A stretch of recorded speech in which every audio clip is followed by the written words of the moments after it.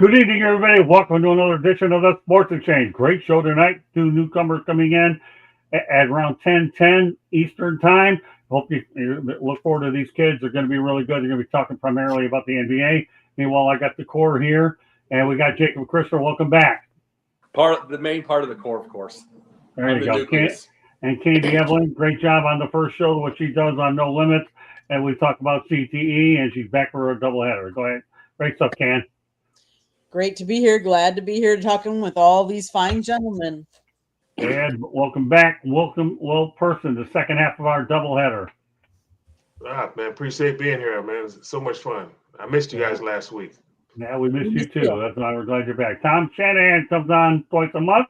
This is his time, and Tommy's going to talk a little bit about the Shanahan report as we go deeper. Glad to have you back, Tommy. I appreciate you doing double duty twice a month.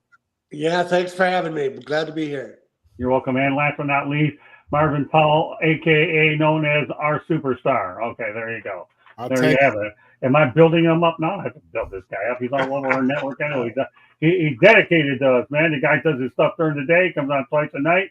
You talk about a superstar. It's spelled MarvinPowell. Just give me the ball, coach. Just give me the ball. There you go. I'm going to give you plenty of them tonight. Especially with the Jets, they need some help. Right. Yeah, believe it or not, we're not talking about them tonight. Can you believe that? Thank you. I don't worry. I'll hit you with them next week. You got a dose of them last week. I have other stuff that's far more interesting than them. Although let me tell you, the Jets are interesting news these days, but they're not coming on tonight. I don't think they are, anyways. But with that said, let's talk about. We're going to get to our featured topic in about a moment, but I want to go back to Carson Beck, Tommy's favorite topic, as well as Marvin. We're going to add a little bit more to this Beck thing here. Okay, Carson Beck is playing the blame game. The play at the end of the SMU game, they ran to me is one of the things he was a little upset about. Then they ran the same thing the whole time, and all he says is all I do is I just execute, and that's what's called. The Canes are 6-2, and with SMU and hit the game. Beck's stats are 26 of 38 passing. He has 274 yards, 2 touchdowns, 2 interceptions, 64.8%. Now, I'm going to get to this part about his performance, but then I'm going to add another wrinkle to it. Jacob, what are your thoughts about the fact that Carson Beck is playing the blame game? Does this shock anybody? I mean, I saw him at Georgia. He did it here. He's dated a Cavendish sister, and then he cheated on her. Why? I guess because of, I can. There's that kind of ego. Right. If you have the ego to cheat on one of them, or any of the Cavendish sisters, any of that like that, you're just not going to listen. There's not going to be a coach you're going to listen to. You're just not. And it's like, and you're going to play the blame game. And he did it at Georgia. He did it here. I guarantee he did it in high school. He'll probably do it in the pros from the third string over, and that kind of stuff. That's what he'll do. This is what he is. And that's when he came to Miami. I was like, I saw him at Georgia. He wasn't that good. He wasn't that. All he is good at is getting the women. That's all he's good at by itself. He was a high school quarterback. And, I mean, guess what?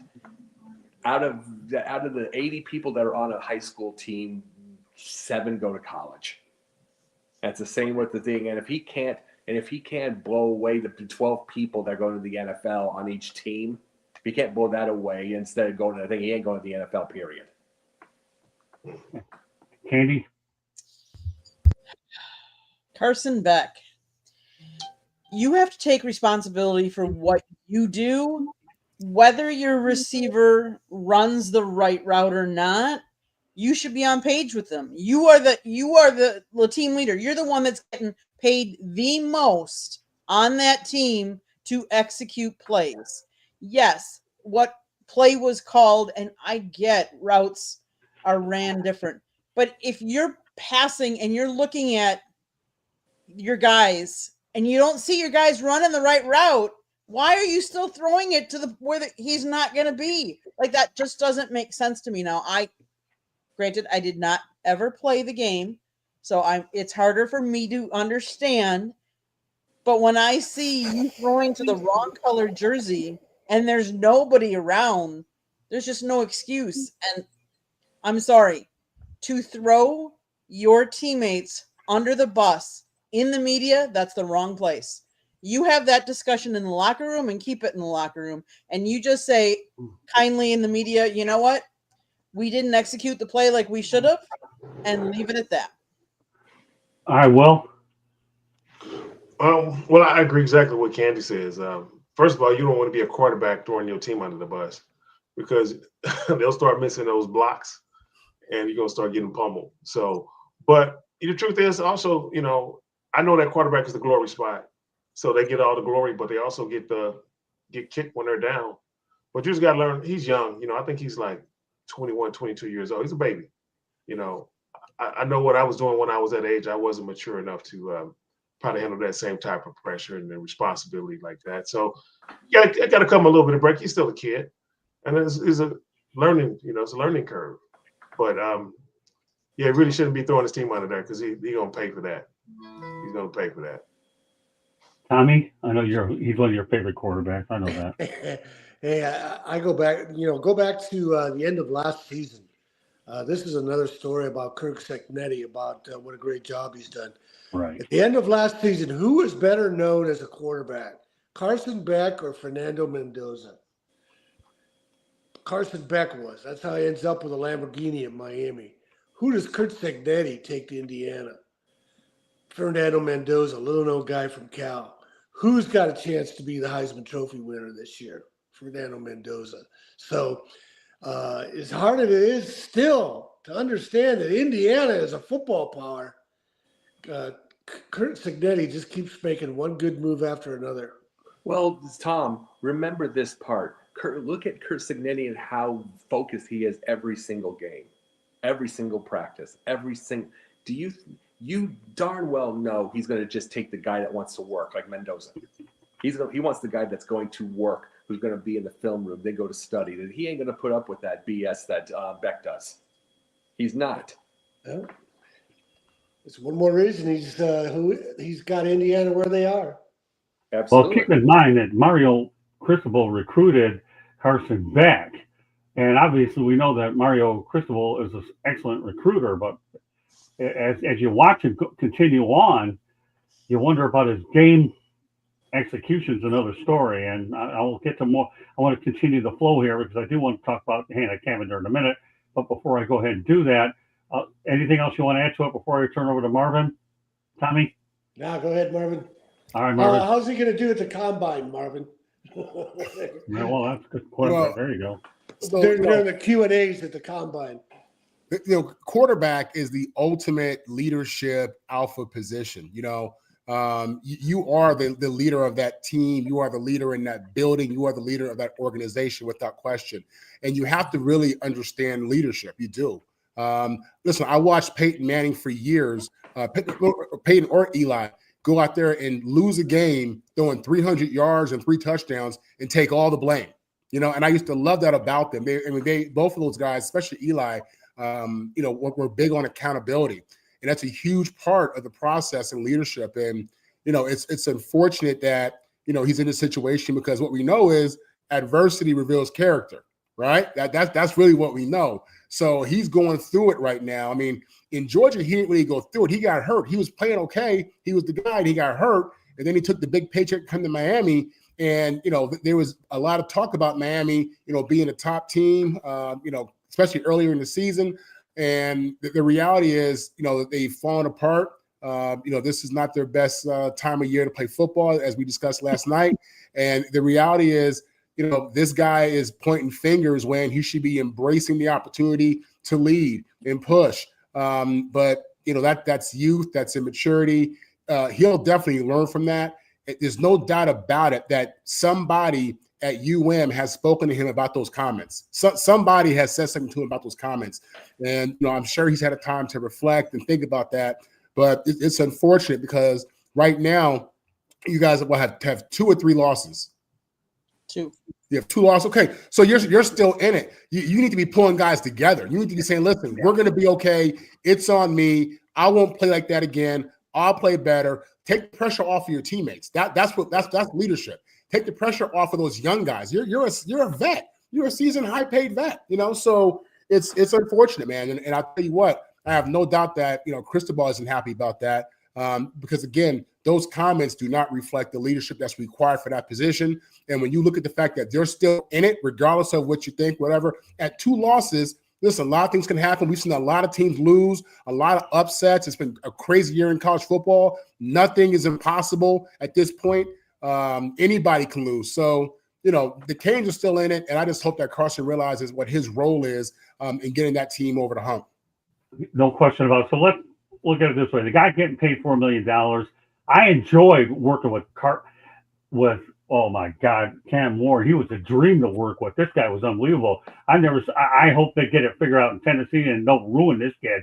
Cam Ward's going to be an excellent quarterback in the NFL, given the right situation. But let's take this a little step further with Carson Beck. Now, don't get me wrong. I've enjoyed my conversations with him in the media. He's been very cordial to me, and he's a good kid, really deep down inside. It's just, if they see you at the scouting combine, you're making these moves, you're going to get buried. That Wonderlic test, if you ever had to take that, he's going to be dead man walking. But Yeah. he came in here with a lot of fanfare. You're thinking about if first impressions had anything to do with it. Brock and Hannah Cavender had luxury cars stolen. Let me go over the details of that. Carson Beck and Hannah Cavender had luxury cars stolen. When they were asleep, Beck had a Mercedes and Lamborghini stolen, while Cavender had her Ranger Rover stolen. And obviously the man was arrested, of course, let alone the fact that Jacob alluded to the fact he got cheated and that relationship ended. So we'll go back to you, Jacob. You kind of tipped your hand. This guy's brought a lot of publicity to the Canes, not all of it good, but they do have a chance, like Marvin said, to get it right. They really, really do. They're only at 2 losses. If they win 3 or 4 games, their margin of error is small. But let's go back to the Cavender situation. You don't need to come in with that kind of fanfare with your girlfriend who's no longer your girlfriend and losing a couple of vehicles, and then you find yourself throwing people under the bus. I know that's a double-edged question, Jacob. That's why your opinions are valuable, especially at times like this. No, I'm bringing this part up whatsoever. And by the way, it is over because Cristobal's not proved he can do anything with the big time teams. But the thing is, by itself, like I said, I've seen this from here. Been here 20 years, seen it with him, especially after he had to take over for Stetson Bennett. So this was he did not do well. It wasn't that. It's like, and he had way more ego than Stetson. I guess Stetson's was curbed by alcohol. I don't know. Right. But the big thing about it is the fact, truthfully, when you have a team like you've got and you're in you got to remember Miami. Cam Ward did. Cam Ward, as you said, was a dream. He has the ability and the personality to be able to be in Miami. But does he care? What makes Miami so much and what makes college football so great is Miami winning. So you would think there'd be a history lesson to him that they want Miami to win. When your Miami wins, the press is all over the place, and they'll be double and triple that now with it being the internet. It'd be all over the place. This was exactly what he would want, but he's not getting any better. He's not trying any better. He's not getting all that stuff. He's throwing teammates under the bus, which he's probably lucky to throw him through a locker for that. Okay. And that's just the thing. So it's like, in truth, he's kind of burying himself by not putting the same work in, because you win at Miami. Ask Michael Irvin, ask Steve Walsh, ask all of those ones that we can talk all those years. Ask all those guys, Melvin Bratton, I believe, yeah. Ask all those guys the press that you get when you're winning at Miami.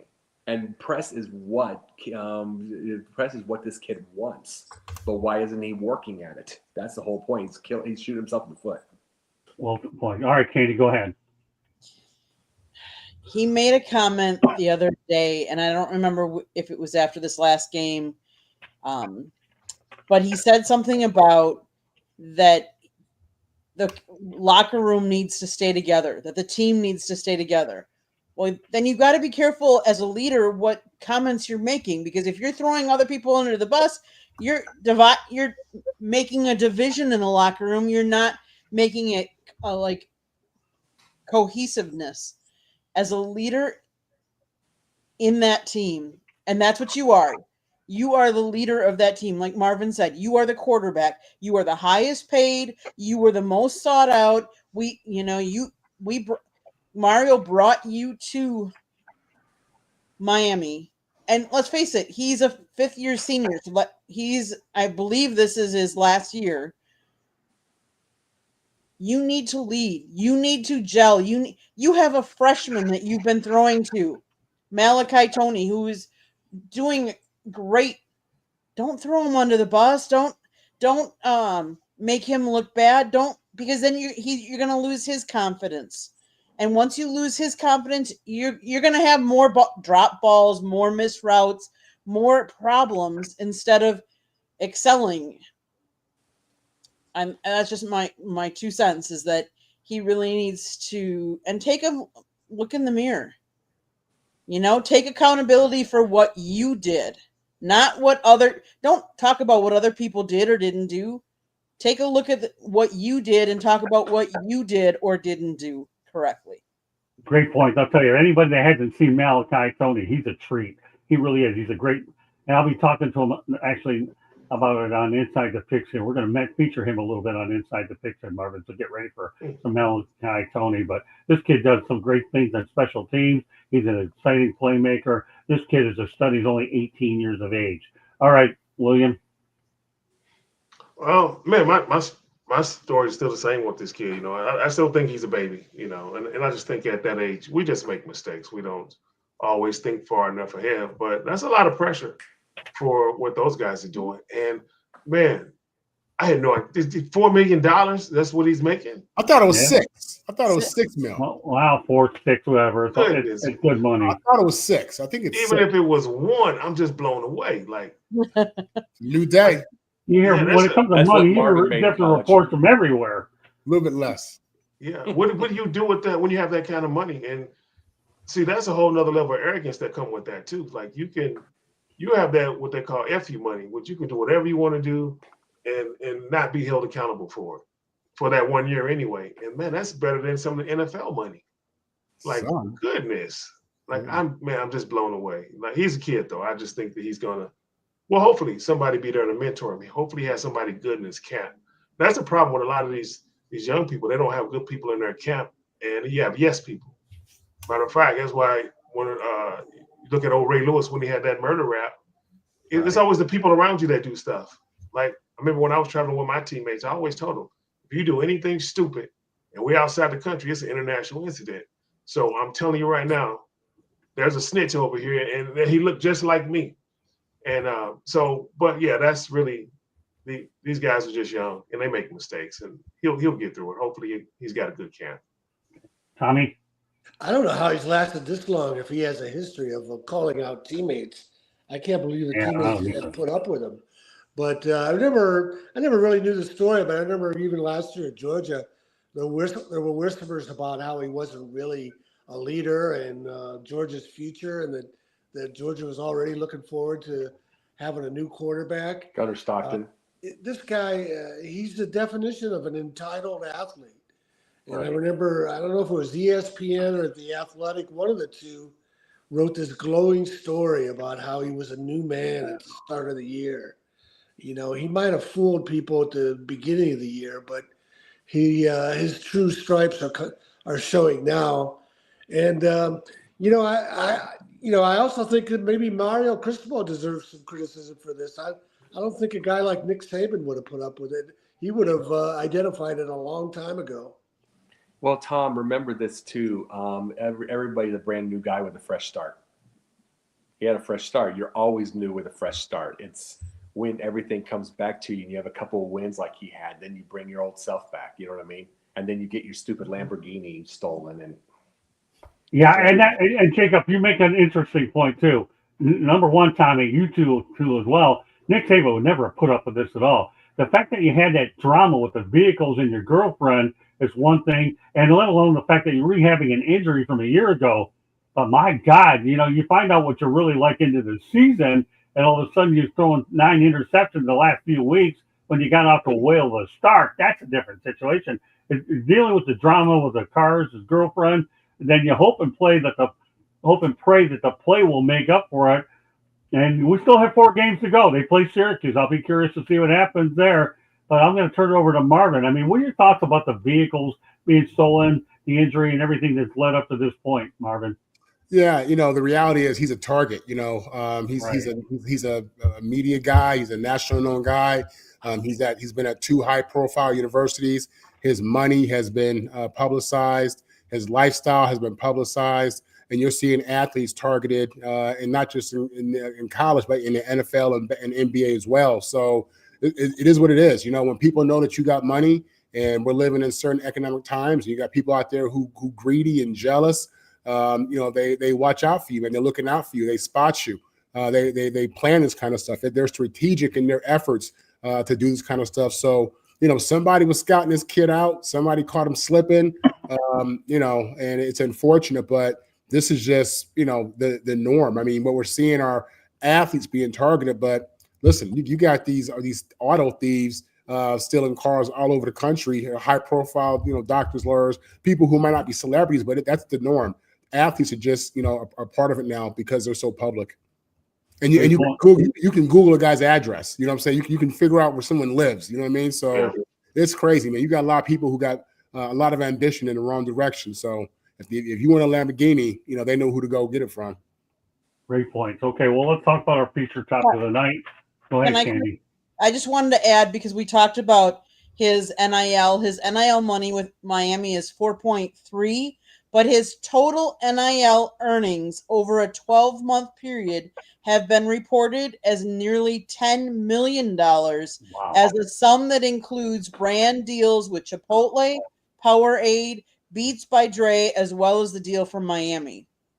Well, there you have it. So And yet right now, he's getting paid that kind of money. You're getting drama. His play needs to finally, over the next 4 games, let alone into the postseason, needs to be able to go out there and live up to those expectations.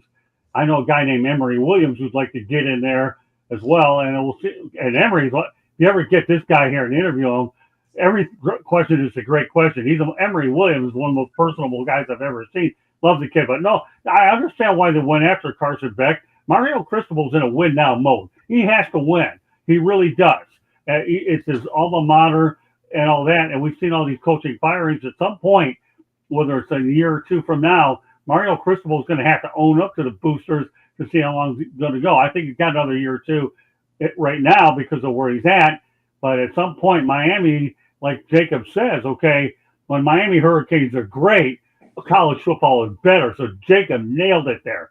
But at some point, Mario's going to hear the growling from the top, and that's why they brought in Carson Beck. Right now, if I had to project Carson Beck, based on what I've seen so far, this guy went from a Heisman Trophy prospect to a guy that, to me, will be lucky to be a 2nd or 3rd day pick in a short period of time based on his recent play. And I'll leave it at that.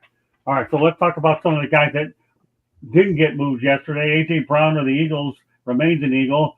Breece Hall, well, sorry, Marvin, at least they have 1 Jet mentioned, but won't be many more, is staying with the Jets. It took a difference between the 3rd and the 4th round pick to keep him over in the Big Apple. And you have Jalen Waddle of the Dolphins isn't going anywhere. Bradley Chubb of the Dolphins isn't going anywhere. Brandon Cooks and Chris Olave of the Saints aren't going anywhere. We'll go around the home. We don't have to spend for a lot of time on this one, Jacob. Lots to get to, but what are your thoughts about some of the guys that didn't have to change area codes? A.J. Brown wasn't a shock whatsoever, because one thing about it is I've seen A.J. Brown hurt and Devontae going on his own, and he gets hurt. It just happens. He gets hurt. So it's like you don't want Devontae alone. Devontae alone reminds me of Tariq Cohen for the Bears. Okay. It's like all the fans, they loved his joystick and all of his moves and all that kind of stuff. I kept saying, leave Jordan Howard alone. But they all had to slobber Tariq Cohen, and what happens? He blows his knee up next year. blows his knee up because they gave him the ball too much. These things by itself, you want both of those weapons around. So A.J. Brown is not a shock. Jalen Waddle really isn't a shock because Tyreek Hill's gone. So he can be the number one guy there. And Miami, again, it's like if you get good, that's South Beach. So so there's a little things that I say whatsoever, say with Chubb. They're not, by itself, Miami needs to rebuild in the draft. They don't need to, and what they have right now, they don't need to go after picks they may not get good. Katie? See, I disagree with you, Jacob. I would have gotten rid of him.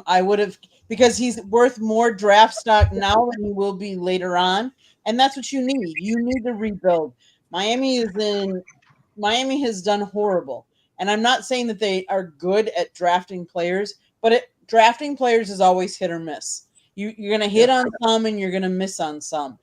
But the more chances you have, the more likely you are to hit on more than not. No, I agree. I agree with that. You're correct on that. But my main thing is the fact that I'm thinking Waddle was slept on because of Hill. I understand. He was slept on because of it's like you have a possible star there, and he's playing well right now without him. Oh, one guy I forgot to mention is Trey Hendrickson as well. I forgot to put him on that list, but he's on that list as well.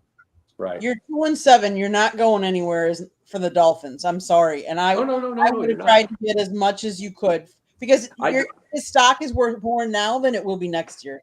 I think the potential of it's like I didn't realize Waddle was that good because he was just that slot guy when Tyreek's going long. So I didn't realize it was that, but he's been this good. I'm thinking there's something for next year. I'm just thinking that, you know what I mean? There's something. Well, the only reason why Waddle wouldn't let Jonas Dolphins wanted a lot of money and they weren't going to get what they wanted for him. That's all. Otherwise, like Candy said, Jacob, think about it, okay? Even though I don't cover the team anymore, I don't really care. Anyways, I'm enjoying semi-retirement nicely, getting to hang out with everybody during the course of the week. Semi-retirement's a good thing, right, Tommy? When you don't have to go anywhere, only pick your spots when to do it. But they wanted a lot for him, and they couldn't get what they wanted. Otherwise, keep them.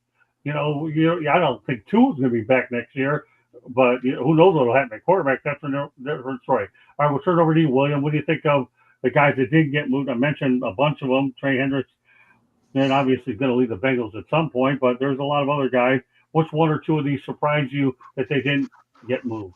Well, I missed most of that. I know yesterday was that deadline. It was yesterday, right? Right.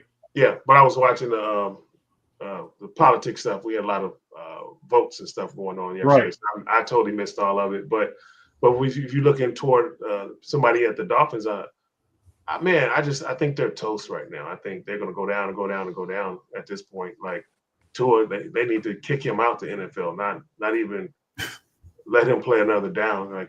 I'm afraid every time he even gets the ball in his hand. The last time he fell down and he didn't even get hit. He was doing this, like he was throwing up crip signs or something. And that's a bad sign right there. So Tyreek is gone now. Well, Will, you realize something. There's something wrong with his head for real. Absolutely. There's something wrong with his head for real because realize this guy in the NFL, and I'm saying this first 3 years through there, 4 years, whatever, he is a Hollywood star looking guy. Yeah. Just the nice teeth, nice smile. Hollywood looks. Looks. You can build I'm not saying you build your team with his game, but you can put him on a poster all day. Right. And then all of a sudden he's changed his look. He's changed his look to try to be the tough guy. He's not a tough guy. He's trying to be this, and it's like something's wrong with his head. There was nothing wrong with the way he was going in the first place. Well, a lot of times that happens naturally once that mental health starts going down a little bit. Like I keep telling people, I don't believe CTE is really mental health. It's a physical injury. That's why when I got in that chamber for the first time, it wiped off 20 years of cloudiness for me. It's a physical injury. We never, ever touch the brain. Once it gets any other muscle, you're going to get every type of treatment you have to do something with it. But the brain, they just say, sit down for a little bit. So, yeah, that's probably what it is. That's probably him just going down that path where he's going to be on that dark side real soon. I give him about 6-7 years and look at him. Before that, he's going to age. All right, but already there. Well, let's stay on point here and focus on what we're talking about. I know we could go all day long on CTE, and I have no problem Yeah. bringing it up from time to time, and it's what you stand for, and I'm all for it. But of these players, were there any of them that surprised you that they didn't go ahead and get picked? I know you watch a degree of the NFL because it's a part of your CTE thing anyhow. Well, I missed all those guys who was being traded. I missed all that yesterday. Well, here, I'll tell you again, okay? You have A.J. Brown of the Eagles, you have Brees Hall of the Jets, Jalen Waddle of the Dolphins, Bradley Chubb of the Dolphins, Brandon Cooks of the Saints, Chris Olave of the Saints, and Trey Hendrickson of the Bengals. Those are the ones I mentioned. Yeah, I'll be honest. Like, none of those names even really jump out at me, to be very honest. Like, Okay. I haven't followed any of those guys this year. That's fine. We'll leave it at that. Okay, continue on, Tommy. You know the names. Well, no, I can't really say how much of this guys can get on the market. Now, what if they weren't getting enough for it, or if they were asking too much? I really don't know enough about these guys to comment much more than it's already been said. That's no big deal. Okay, Marvin, you do. Yeah, the New York Jets, they got rid of Sauce Gardner yesterday, got rid of Williams. Both of these guys, all Pro Bowl players, guys that we drafted in the first round, guys that were foundational pieces to our team. And, the reality is we got both of them into huge contracts. We had expectations this year with our athletic quarterback, and we went from a potential playoff wildcard team to now we're, 1-7. And, we know that Justin Fields isn't the guy. We're going to have to, get as much draft capital as we can. And that's why I'm shocked that we didn't get rid of Brees. Now, if we couldn't get better than a 4th round pick, maybe I kind of understand that. But I'm shocked that no teams in the NFL saw him worthy of a 3rd round pick. This guy's young. He's been super productive. He's a runner. He's a catcher. Physical and run blocking or blitz pickup, I should say. And, it was shocking that nobody saw this guy, leading their backfield for a 3rd round pick or a proven player. So that was disappointing as a Jet fan. He's a good player. And, we have the talent on the team, but we need to get a quarterback. And that's going to be expensive if we want to make moves. And we need the draft pick. So I was shocked after all the rumors and everything I heard on the internet and just, listening to everybody and just watching what's happening in the league. I was shocked that we retained him. Okay, this next topic is going to be mainly aimed at Jacob, and anybody else can comment. I'm not going to go around the horn with this one. It is specifically designed for the Windy City, and that's Jacob. Okay, the Chicago Bears are abandoning their $4.7 billion lakefront stadium plans to go to a privately funded dome facility in Arlington Heights. Do you like the decision, Jacob? Yes. Why? I don't want them anywhere near Chicago. They need a change. They need a change. They need a new mindset. They need to be able to host Super Bowls. They need all of this. They, for one thing, they need new jerseys. They need a new identity by itself. Because really, the thing about it is until this year with Ben Johnson, and I'm going to give it this credit, boy, their offense looks swank. I'm just going to say it in that way, the way that they're playing it. And yes, Marvin, Caleb's part of the reason. I was waiting for that. Thank you. Yeah, I'm going to ask you about that later. But still, I'm going to ask you about it later. But they are playing that swank. But until then, they've always looked so old. And it's like, and the thing is, yes, their offense looks there, but still those jerseys, still that field, which is terrible. It's worse than Acrisure. It's terrible. It's from the Chicago Park District. It's just run off. They need something new, fresh, hip, everything. They need to be. The Bears were last cool in 1985 to 91. That was the last time they were cool. And now they need to get there again, and they can. All right, so back to where I'm going to go with this, Jacob, okay? You like the idea that it's going to the suburbs and taking away from downtown? Oh, good Lord, yes. Okay, good enough. Marvin, you want to add to this at all? No, I get it. I've played in that stadium. I've been down there. They got to clean Chicago up. That's just the reality of it. There's a lot they can do to it, and there's a lot of land in that area. So, they got a lot of space out there. I'm sure they can find a much more attractive area and give people a much better game day experience than where they're at right now. Yeah, Arlington Heights is really nice. And if it's going to be is it going to be a dome because is it retractable? Because again, the cold weather is to Chicago's benefit. I mean, that's home field advantage. No. It's What so overrated. It's so no, overrated. it is not. That's mentality. What are you talking about? No, it's Belichick overrated. made his guys practice outside for 20 years. They've maybe had 500 record in that Chicago in that Bears weather. It's been overrated. I wasn't doing it right, but it's absolutely an advantage. If you're the Miami Dolphins, you're the Tampa Bay Buccaneers, you're the LA Chargers, you're the LA Rams, you're the Houston Texans, you ain't trying to go to Chicago. You want to know what when Tampa finally beat the Bears in Soldier Field, you want to know what the temperature was in that day, like 11 degrees. Man, it was like 11 degrees in that. In Tampa, it's like by itself. So the San Francisco 49ers beat the Bears in 88 and 3 below with like 26 below wind chill. The pros it are the doesn't pros. matter. They're taught to overcome and think past that. That's true. But come on, Jacob, get serious here, would you? Let me tell you something. People hate playing in the cold, man. They hate it. It doesn't. They hate it. No, but it's overrated. It's overrated. They need to get into the indoors. Right. Well, get serious here. I know you're serious. It's your neck of the woods, but here, I'm from Metro Detroit, okay? I know they're going to go to a dome stadium to get those marquees. They're going to be retractable. They're going to get one, whether they like it or because that's probably a lot cheaper to build anyway, let alone the retractable, which is a maintenance headache. And I realize that Myron's right. You get some of these warm weather climates, there's dead men walking out there. And those, wait, let me finish, okay? Or let me finish. I know you're not good at that once in a while because when it comes to you and I, it's a really good brotherly brawl here. And I got him in here too. But the reality of the situation is you're right, okay, Marvin? All you have to do is watch the Miami Dolphins slip slide on the ice and watch them. So they lose on any kind of conditions these days. It doesn't matter. They're awful. But the reality is we know that Chicago has a built-in home field advantage over on Soldier Field. Listen, I stood out there freezing my you-know-what off there, and Barry Sanders couldn't get yards there. So if the weather's stopping Barry Sanders, what do you think could happen? But you're right. I think the idea of going to Arlington Heights is a good move. They have to get them out of downtown, and they're going to have all the things like the tailgating and all that stuff that they want to. And they're going to it's a big money maker out there. You're right, Jacob, on everything. But you can't downplay the fact that Marvin played the damn game and you didn't. I know that. I know he did, but it's like, understand what I'm saying with this. I know he played it, but the thing about it is the 2 Super Bowl appearances they made, the 1 win and then the 1 appearance. The reason they get Bears weather is because both times they got it was in New Orleans and against the Rams, and they in those games. Every other game they played in a big thing with the cold, they've lost. Every big one. It is they are 500 in that Bears weather. It is overrated. It is time to get them in indoors. Why do you think I brought the topic up? Yeah. Okay, bingo. Great minds think alike. You remember that? Yep, of course. Good. I'll rest my case.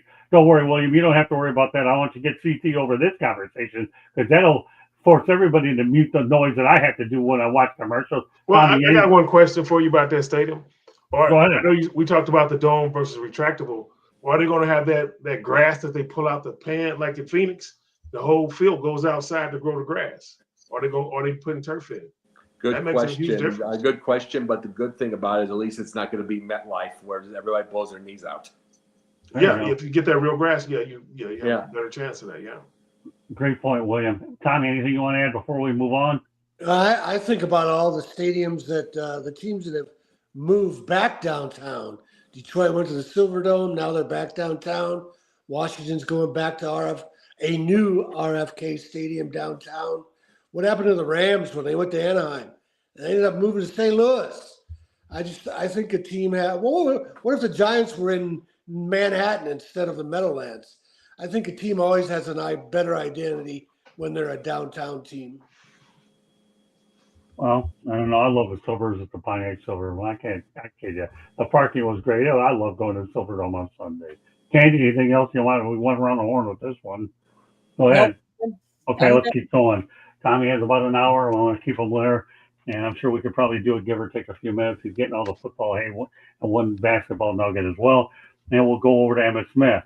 He keeps his memorabilia worth millions in a storage unit, not in a museum. The NFL's all-time leading rusher was the centerpiece of the Dallas Cowboys 1990 dynasty. We'll go rapid fire on this. You surprised, Jacob, that Emmitt Smith keeps his memorabilia in a storage unit? No, because is he married? Yeah, you probably don't want that crap around. You know, Okay. it's just that's just probably the way it is. And there are some people that there's some athletes that just want to forget they've had their life, and now they just want to move on to the next thing. Hey, Candy. I think it's sad. I understand it because then it's private. It's somewhere that no one else knows. Like Marvin was saying, we all know like where he lives. We can look up his address and stuff like that. So nobody can go grab it. But in the same breath, are you really enjoying all those accolades that you had? Okay, fair enough. Well, I remember when he played, I think he kept a football for every touchdown. So you probably just had you can't have that many footballs around your house, so you got to put them somewhere.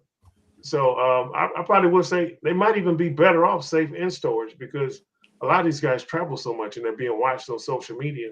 So every time these guys travel, there's crooks. They waiting to get in there and get their stuff. So, it probably was a smart decision. But I promise you, it's not one of those regular U-Haul, storage units. They have these storage units out here in LA that are they're heated and cooled, and it's probably something fancy. It wouldn't be that regular old cheap stuff. I'm pretty sure. Tommy. I don't get it. Why have all that stuff if you're not going to share it with your fans or whatever? There should be some way to display it at the Cowboys stadium at Florida. Yeah. What's the purpose of just having them locked away in storage? I don't get it. Yeah, the main thing that I think that people miss and don't get is a lot of these guys, and I know because my dad had the exact same mentality, trophies under the bed. A lot of these guys, when they're done playing, they moved on. You know what I'm saying? Like the fans, for fanatics is forever. Fans have this delusional idea about how athletes live and how, thinking that they still worship, the sport and all that stuff. These guys move on, you know what I mean? And I have no doubt that Emmitt Smith is a proud Cowboy, loves his Super Bowls and his teammates and all that stuff.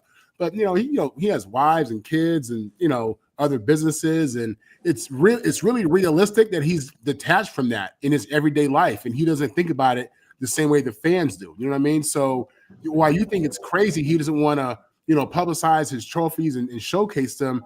The reality is that's like the job that you had 20 years ago. You think about that? That's how some of you guys look at that. Hard to believe that, but it's very true. Oh yeah. Well, here's a thing to realize too. You said he has businesses. He has all that stuff. A lot of these people do. Mm-hmm. You want to know what happens when you think back? You're going to these autograph shows like Mark Gastineau and causing trouble with Brett Favre. And I mean, and it's like, and it's all, and it's just, it's just being honest about all that. It's like when you want to think, it's like someone like Emmitt Smith is doing businesses. Someone like Joe or Vinnie Johnson from Detroit doing businesses. It's great to talk about, and you were the athlete. I was not. I'll admit that. But I'm just saying this as an adult. You had that world. You know what I mean? You had that world, and you had all of this, and it's like once that world is over, you can't dwell. You have to go do other things. You're still when you left, you're about what, 27? No, I was out of the league. At 3 years, I was 25. 25. You're out of the league at 25. You got, let's just say you hypothetically make 100. That's 75 more years left. You got to think of things to do. Yeah. No. You got to think of things to do. You can't just dwell on the whole thing because there are people that go to these autograph shows. All they do is dwell. They just dwell on the old times. It's been 35 years. Well, let's put it this way. We just talked about two young people that got their vehicles stolen, earlier. Now we're talking about Emmitt Smith and memorabilia. Well, it'd be pretty hard to steal memorabilia if you don't know where the heck it is.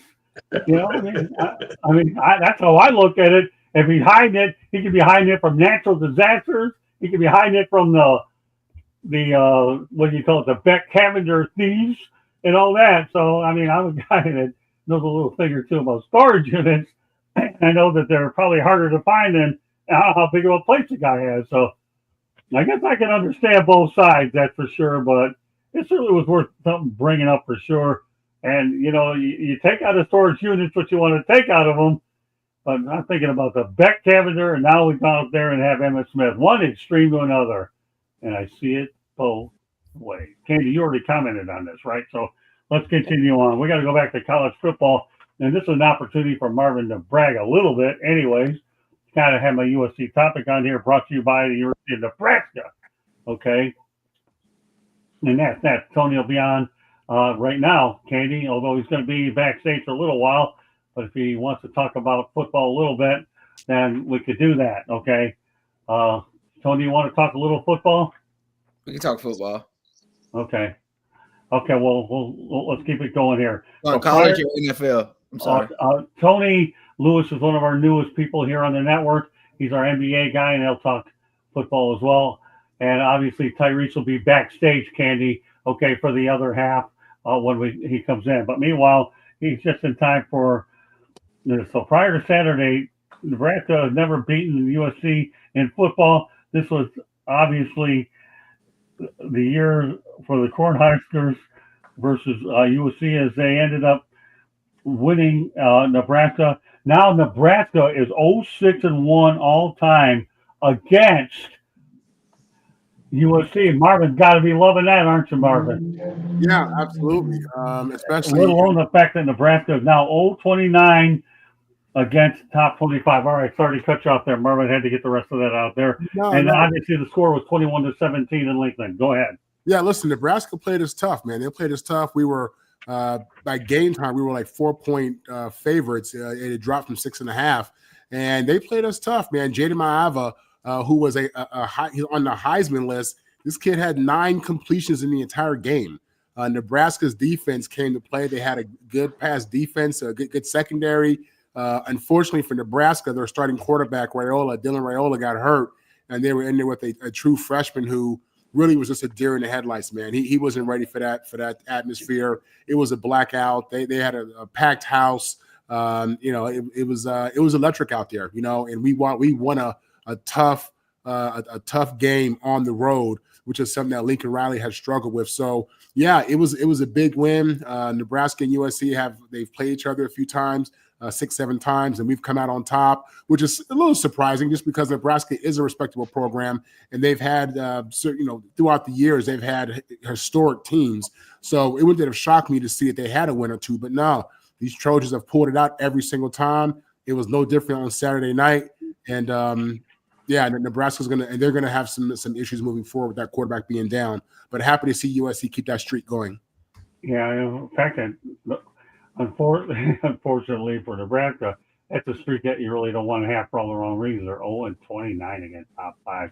Unbelievable. Yeah, that was a tough spot to losing your quarterback but I will say this about Grant Rule, though. He's done a much better job with Nebraska. We won't dwell on that too much, but it seems to have found a good spot there. Jacob, go ahead. He's great for 8-4. And then we'll give him 2 more years of 8-4. Sweet. So, I mean, he's 0-29 himself against top 10 teams. You don't win with this guy. But, I mean, the thing is, the biggest thing is the guy got this, they kind of put this on themselves because they got rid of Bo Pelini at 34-14. Right. So they wanted to get this, so it's stupid. But the thing about Nebraska by itself is this is the wrong time now to be as bad as they've been the last few years. Because with UCLA, USC, Oregon, all of them coming in, they're going to get used to the conference. They're just going to get themselves killed worse, and they were pretty bad without those guys there. So it's like Nebraska doesn't have that, and especially Dylan Raiola is basically your offensive juggernaut, and now they're going to have all kinds of trouble. Well, let's face the fact that Lincoln Riley has done a heck of a job in his second year in the Big Ten, and he's starting to get used to what's going on. Candy, go ahead. I mean, we're going to see more and more of these teams playing each other. Like, now that they're both in the Big Ten. I'm not real familiar with. I haven't watched a lot of USC games. I'll be honest with you, Marvin. Obviously, I'm a Big Ten girl. I'm a Wisconsin Badger through and through, and we all know that. And then I moved down to Florida, so those. You did awesome against Iowa. Yeah. Well, Candy, you can watch this Friday night at 9:00. Okay. That's right. That's right. They're playing Friday night. Yep. This You week. know, I Yeah, don't know. actually, that's a game we can actually watch, Marvin. We don't go to the Kenny game till Saturday, though. We can definitely watch it. Yeah, Hey, listen, USC beat Michigan. I mean, beat them early well. in the year. Beat the heck Yeah. out of I know. That's why when I recorded it, I deleted it so I didn't have to watch it.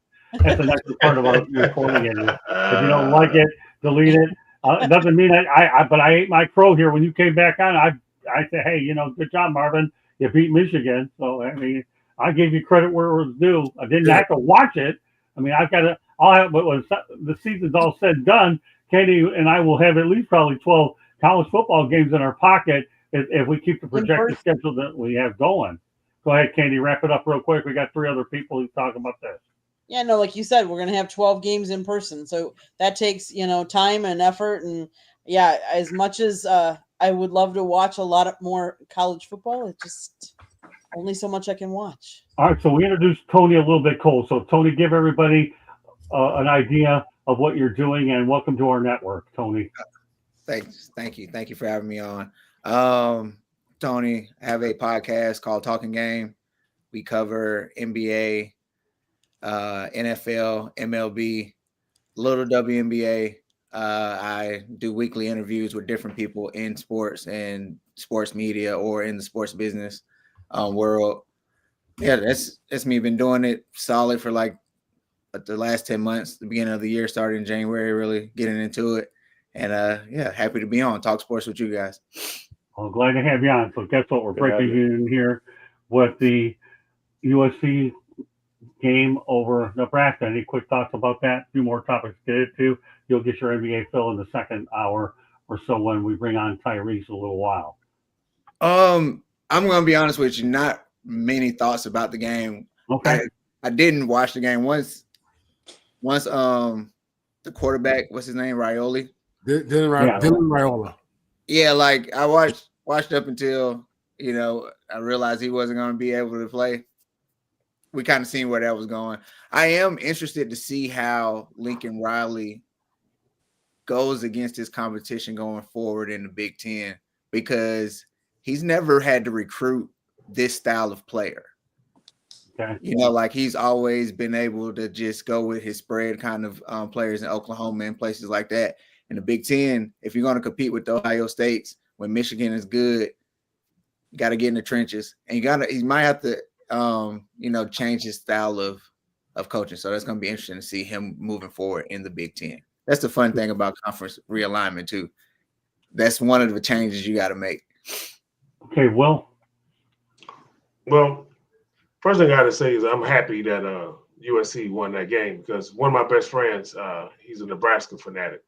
There's only a few games I really follow all year round. It's when Missouri plays Oklahoma or when they play Nebraska. Them the 2 games where we all on social media. We already got our stuff loaded up, our memes just to harass each other. But no, I think that Nebraska, they've been going through them struggles for a long time. I haven't seen them really be good since they had Tommy Frazier way back in was that the 90s, man? Like I really haven't seen them be a powerhouse since. I mean, they might have had a good year here and there, but I mean, they're struggling. They're just kind of like you saw Colorado, where they had Cordell Stewart. He was doing great. Then once he left, it was nothing for a long time. So I just think they got some growing to do. That's all. They need to get in that portal and do a better job of recruiting. What else can you say? Hey, Tommy. Hey, Nebraska's not that good. I was surprised USC didn't beat them worse than they did. Nebraska lost to Minnesota. And lost badly to Minnesota.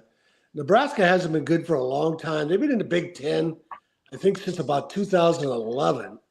And back then, the Big Ten was completely out of balance.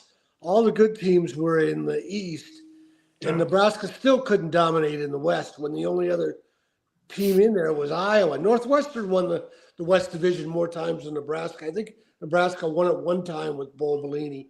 And then in the Big Ten championship game, they were embarrassed by Ohio State. I think they gave up 50-some points. Nebraska was good during the steroid age. They always had good athletes, but they also had a lot of linemen on steroids. And I still remember Terry Donahue when UCLA went back there. This was sometime in the 80s.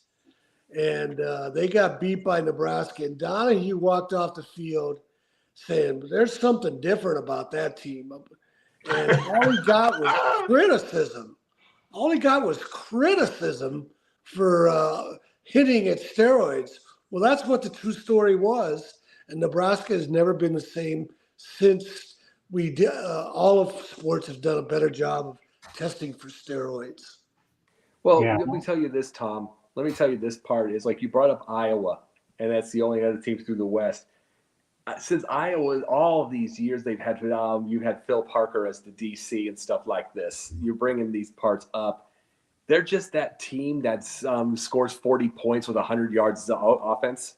They've been this way, and then they just been this way forever. So it's like, why do they win? Why does Iowa win? But it's not a shock that Nebraska didn't dominate with that thing because Iowa's just that 10-win team that doesn't belong there. That doesn't belong with 10 wins. They just did. What I'm saying is they didn't have to go in the West. They didn't have to go through Michigan and Ohio State, and Michigan State was winning lots of games, and they were in the playoffs. They won a Rose Bowl. All the balance was in the East. All the power was in the East, and they still couldn't do anything better than Iowa or Northwestern. Nebraska is not that good. Oh, I know. They got excited with their black shirts and played well against USC, but the score of that game, I think, says more about how USC not playing well on the road. Very true. It does about Nebraska being better than being a quality team. Let me go ahead, Marvin. I was gonna say some of these people might not have seen the game. The game was at the same time as Game 7 of the World Series. So you're either watching the World Series Game 7 or USC Nebraska. So Tony and these guys are watching Game 7. I'm betting. Well, I had no choice. I had a vested interest in Don Madden. I was watching that. Yeah. The only thing I'm going to say about this is that Nebraska hasn't been the same since they left the Big 8, let alone the Big 10. They've been beaten. Wisconsin made them look like dead corn, and I'll leave it at that. You're talking about the fact that the Wisconsin Badgers. I'll tell you what. Nebraska going to the Big Ten. They had it easy in the other conference. When they got to the Big Ten, that's when they faced the men. And we'll leave it at that. A few more topics I want to get to. Glad that Tony is in here. I know Tyrese will be on shortly when we get a chance to get to the NBA stuff. So I know Tyrese is patiently waiting. But let's continue on. Some of these can actually go in rapid fire. College football playoff. We'll be going to New Orleans for the title game in 2028 at the Caesars Superdome for the 2027 season. Candy and I were there for the Super Bowl.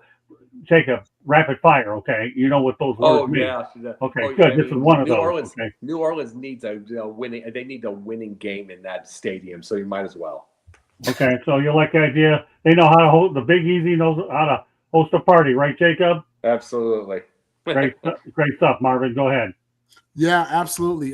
Listen, it's a great place for a weekend. Great place for a game weekend. They do a great job hosting events, and I was obviously there my rookie season, and I love it. I'm biased toward the city. I was there pre-Katrina when it was really popping and beautiful. But it's a game that will be enjoyed by all who attend. I love New Orleans. Pre-Katrina, post-Katrina. Great food. Great food. Mm-hmm. Oh, I love it. Bourbon Street's awesome. I actually saw the 1982 Final Four when Michael Jordan was there as well. I got tickets from a friend of mine, and we took a Greyhound bus. If you want to find out that story, I don't have the time for it tonight. I have to make sure we get our shorts in tonight, and we'll see whether I get them in or not. All right, Candy, what are your thoughts? Good choice. Good choice, and I think it's good to move it around. Let the different cities benefit from that and be able to see the different talent. Okay, Tony. Big football game should always be played in New Orleans. Good. I like this guy. Short, right to the point. Well, yeah, I agree. I think it's a great idea. It's a great place to be, especially during that time of year. It's a better environment. You want to be up in Chicago with that cold weather. So we talked about that earlier. Yeah, that's a great idea, I believe. Tommy. Yeah, not surprising. New Orleans has always been in the rotation for the Super Bowl and big college games. The Sugar Bowl might have lost of its luster if they hadn't built the Superdome, but they saw the Astrodome and they said they were going to top it. And the Superdome has been around forever. They must do a lot of great work on renovations of that place. Well, they sure do. And they did some after Katrina, and I saw actually a Saints game over at the Alamo Dome, unfortunately, during that situation. All right, we'll continue on here. And that's this. Not much has gone right for the Miami Dolphins, but one thing that has gone right is the fact that Mark Clayton and Bob Kuechenberg have been named to the Pro Football Hall of Fame senior nominee semifinalists. Clayton played at the University of Louisville. And I had a chance many years ago to talk to Mark Clayton. Couldn't happen to a better guy. Jacob, rapid fire. What do you think? Absolutely. It's like that's another thing they can toast, considering they can't toast this team at all. So congratulations to them. Yeah, these guys are worthy. Bob Kuechenberg, I'm surprised he's not even in there. Mark Clayton should be in there for sure. Marvin? Yeah, you're talking about Clayton was Marino's guy. You know, Dan Marino is every quarterback's favorite quarterback, and it would make sense that this guy would be that. Really, both of them, Duper and Clayton, but Clayton would be in the Hall of Fame. So congratulations. I hope he makes it. Candy? Congratulations to two great players. Hope they make it. Tony? It should have been happened. Nothing has changed in the stats between retirement and now. What's going on? This is a travesty. But congratulations for making it happen now. Okay. More of an indictment on the voters. Great stuff. Okay, William? Well, when you said Dan Marino, I would automatically think they would probably be in there, but I don't know if it's a political thing or not. But I hope that those guys get in. You play that hard, and you should be rewarded if you put them numbers up. Shouldn't be a political thing. Yeah, well, Mark Clayton should get in there. Kuechenberg, I acknowledge. I got another guy that I worked with before was Mark Duper. You talk about one of the fastest wide receivers I've ever seen. He definitely could make a case too. Tommy? Yeah, those guys were great receivers. They made Miami who they were, along with Marino. Maybe because Marino was such a giant superstar, maybe they don't get the full credit they deserve. But obviously, Miami wouldn't have been the team they were without all three of them. Don Shula had a lot to do with it. Don Shula, to me, knew how to, one of the biggest influence of my life, taught me how to go ahead and bring people in and cater to their strengths. And Don Shula, rest in peace, he meant a lot to me, and you're in my book as well. A couple other topics I want to get to. I want to make sure we get Tommy out on time, and we're rolling along much better. We're going to continue the theme. Arizona consider hiring Mark Pope in 2021 instead of Tommy Lloyd. Tommy, this is right up your alley. What are your thoughts about that hire? I missed that. Who got hired again? Arizona considered hiring Mark Pope, who's with the University of Kentucky, the basketball coach. Oh. You follow that much? I missed the story. Yeah, I don't have a comment. That's okay. Mark Pope is with the University of Kentucky, and obviously Tommy Lloyd is the new coach. Let's face it, it's a win-win situation. Arizona's doing pretty well, and let alone the fact that Kentucky's done well. Marvin, do you have any comments about that hire? I don't. No big deal. Jacob? Yes, I don't like it because Mark Pope came in a hero going to his school. And then they had a good game. They had a good season last year, and it leads to some kind of momentum. He needs to stick. I don't like him going away. I don't like him going off to another school or anything like that. When you're a hero and then you did well and you have a chance to go there and you have a chance to bring another title to this team, do it. Stay. Okay. All right, anybody else real quick? Candy? Nope. I just Tony? echo what Jacob said. Stay there, Okay. man. Why? It's a good situation. Yeah, I mean, obviously he's with Kentucky. He's doing an excellent job. He left BYU to take that job. I wasn't sure who was going to take that job. John Calipari had big shoes to fill, and Mark Pope has done an admirable job. All right, we're going to go to United Football real quick. We'll go to one non-sports topic, and that's it. The Louisville Kings will officially be playing at Family Stadium, which is the current home of the Louisville Football Club of the USL Championship. The stadium actually has a capacity of 15,000. And I think what's interesting about this whole thing, I'm going to ask everybody really quickly, will the United Football League make it in Louisville? Jacob? That doesn't seem to matter. It doesn't seem to matter really because every place that I look at other than maybe St. Louis, it's empty seats anyway. I don't think it matters. There's 15,000 people it can hold because like 800, 900 people will be there. Well, again, they're trying to go to smaller venues if the Michigan Panthers are no more. Well, Myron? that's a good idea. It's like you want to look filled, So, I mean, I don't know if the UFL makes a period just on the thing. So it's like, forget it, Louisville. I'm not sure. Well, the only reason why they are making it is because of the networks that are financing the whole thing. And Yeah. Little Funk that recently got rid of all their general managers, and now everything is done through the UFL. It's different because it's a feeder system. But staying on point, Marvin, what are your thoughts about professional football over in Louisville? Yeah, Kentucky itself is a basketball state, but they have a football culture, a very real football culture between the high schools and the colleges. So, I think there's potential. I think there's a chance.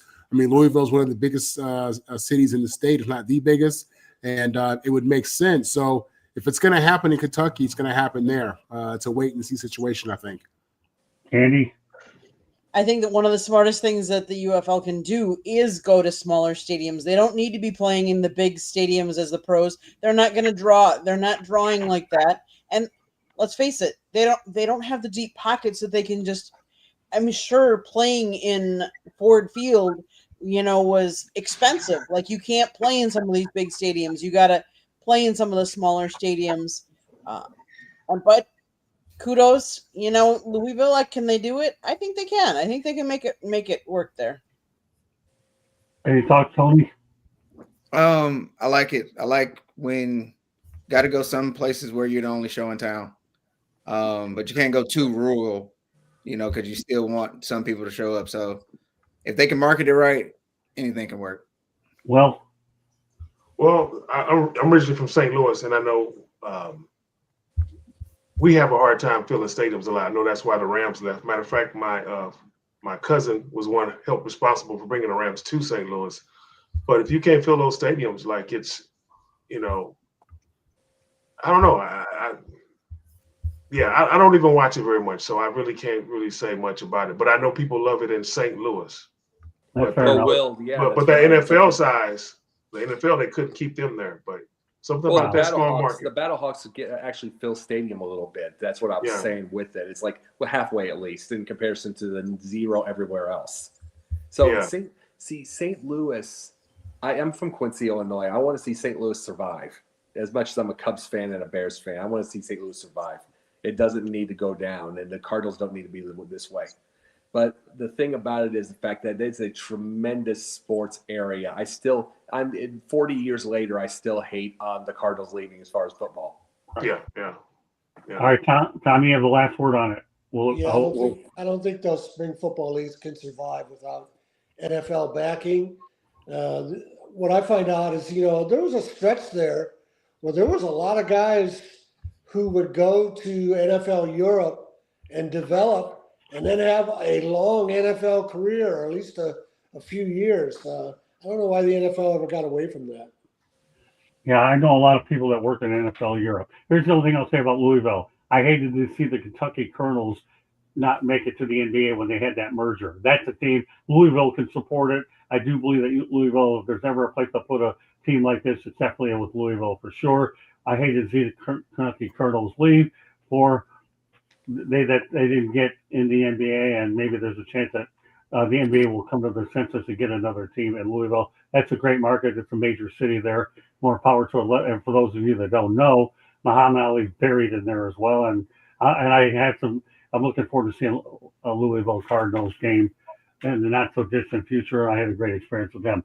Tommy, I'm going to give you one non-sports topic, and then we're going to go ahead and let you get out of here. We're making pretty good time for you tonight. And that's this. Okay, no charges for a Texas father who beat to death his daughter's molester. This is Texas justice. In 2012, a Texas father made a frantic call 911 after catching Jesus Mora Flores assaulting his 5-year-old daughter. The father pulled Flores off and in the struggle fatally beat him, and he tried CPR on the scene until paramedics arrived, but Flores died. A grand jury ruled that the father's actions justified under Texas law, meaning that he will face no charges for defending the child. Why am I bringing this up? Is this is a very important topic here to bring up. I agree with Texas law that no charges should have been filed here. I'm glad that the situation worked out. Tommy, what are your thoughts on something like this? If you had a child being molested like that, are you okay with this particular situation? Yeah, I don't know the facts, but just on the surface, if he's defending his family, I don't see what the issue is. Okay, no, but that's fair enough. That's why I brought it up. I applaud this move, and I'm glad that Texas said we'll look the other way. We don't, and the fact that capital punishment is pretty. Texas uses it pretty well. Okay, William. Yeah, I definitely agree with him. I'm sure I would have done the same thing. There's no way around me not protecting the family. And if this guy did go to jail, I would be the first one putting money on his books. Put it that way. That's what you call a hero. Because those people, what I do know from working in the industry, for every one victim that they find, there's another 20 or 30 that they don't know about. So, yeah. Yeah, precisely my point. The word hero is a good way to put it. Tony, some thoughts on this? Sound like justice to me. Good enough. Candy?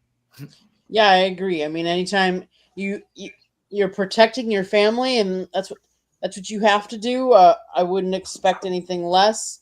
Kudos for Texas realizing that and not bringing up the charges. Okay, Marvin? Hey, listen, I like the Old Testament. You know what I mean? That's what it sounds like to me. So I'm with it, man. I think it is justice. I think crimes toward kids, those kind of crimes are just unforgivable. You can't fix those people. Get them out of here. Okay, Jacob?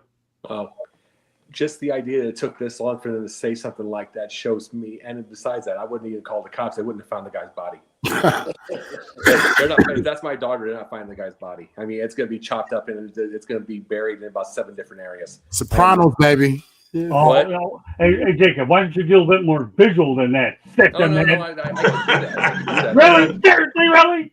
Yeah.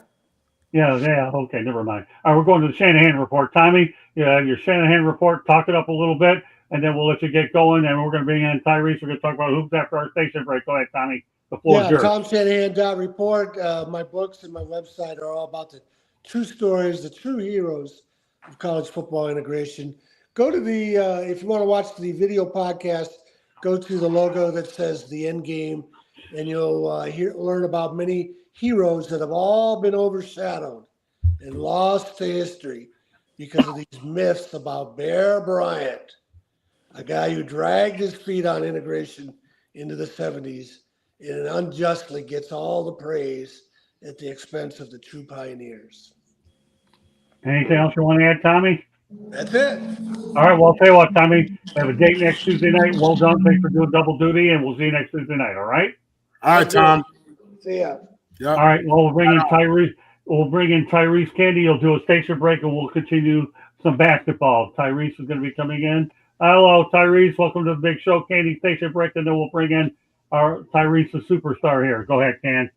South Florida Tribune Publishing Company published a book, Lessons from the Microphone, Tuning into the Enduring Wisdom of Visionary Leaders.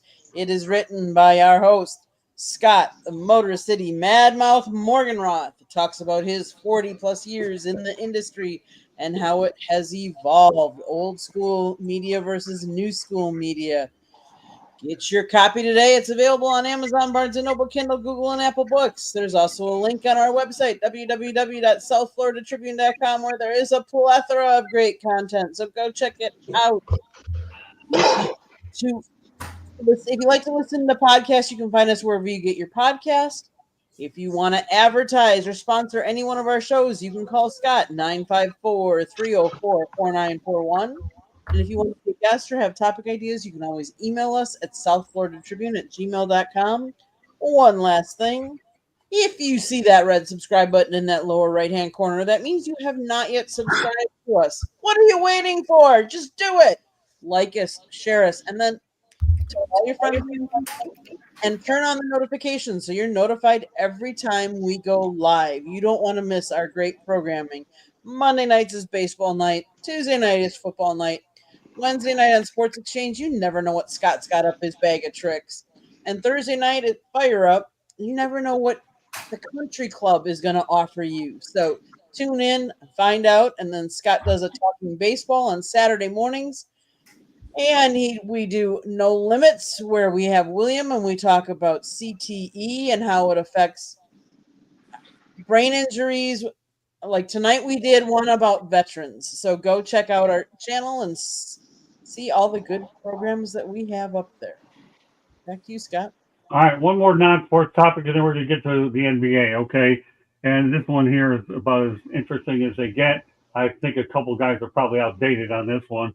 But Sarah Jane Moore, who tried to assassinate President Gerald Ford, dies at 95. This act occurred in San Francisco in 1975, and she served more than 30 years in prison. All right, Jacob, what are your thoughts about? It's such a full life. Isn't it? For a lady that tried to kill a president, she's still got 95 years in. Oh yeah, such a full life. I'm telling Isn't you it? right now. Unbelievable. What are your thoughts about that? Can you give me something here? I'm telling you, give me something on this. Unless you don't want to. All right, he's quiet. There's a first for everything. All right, Marvin. I can't hear you, Marvin.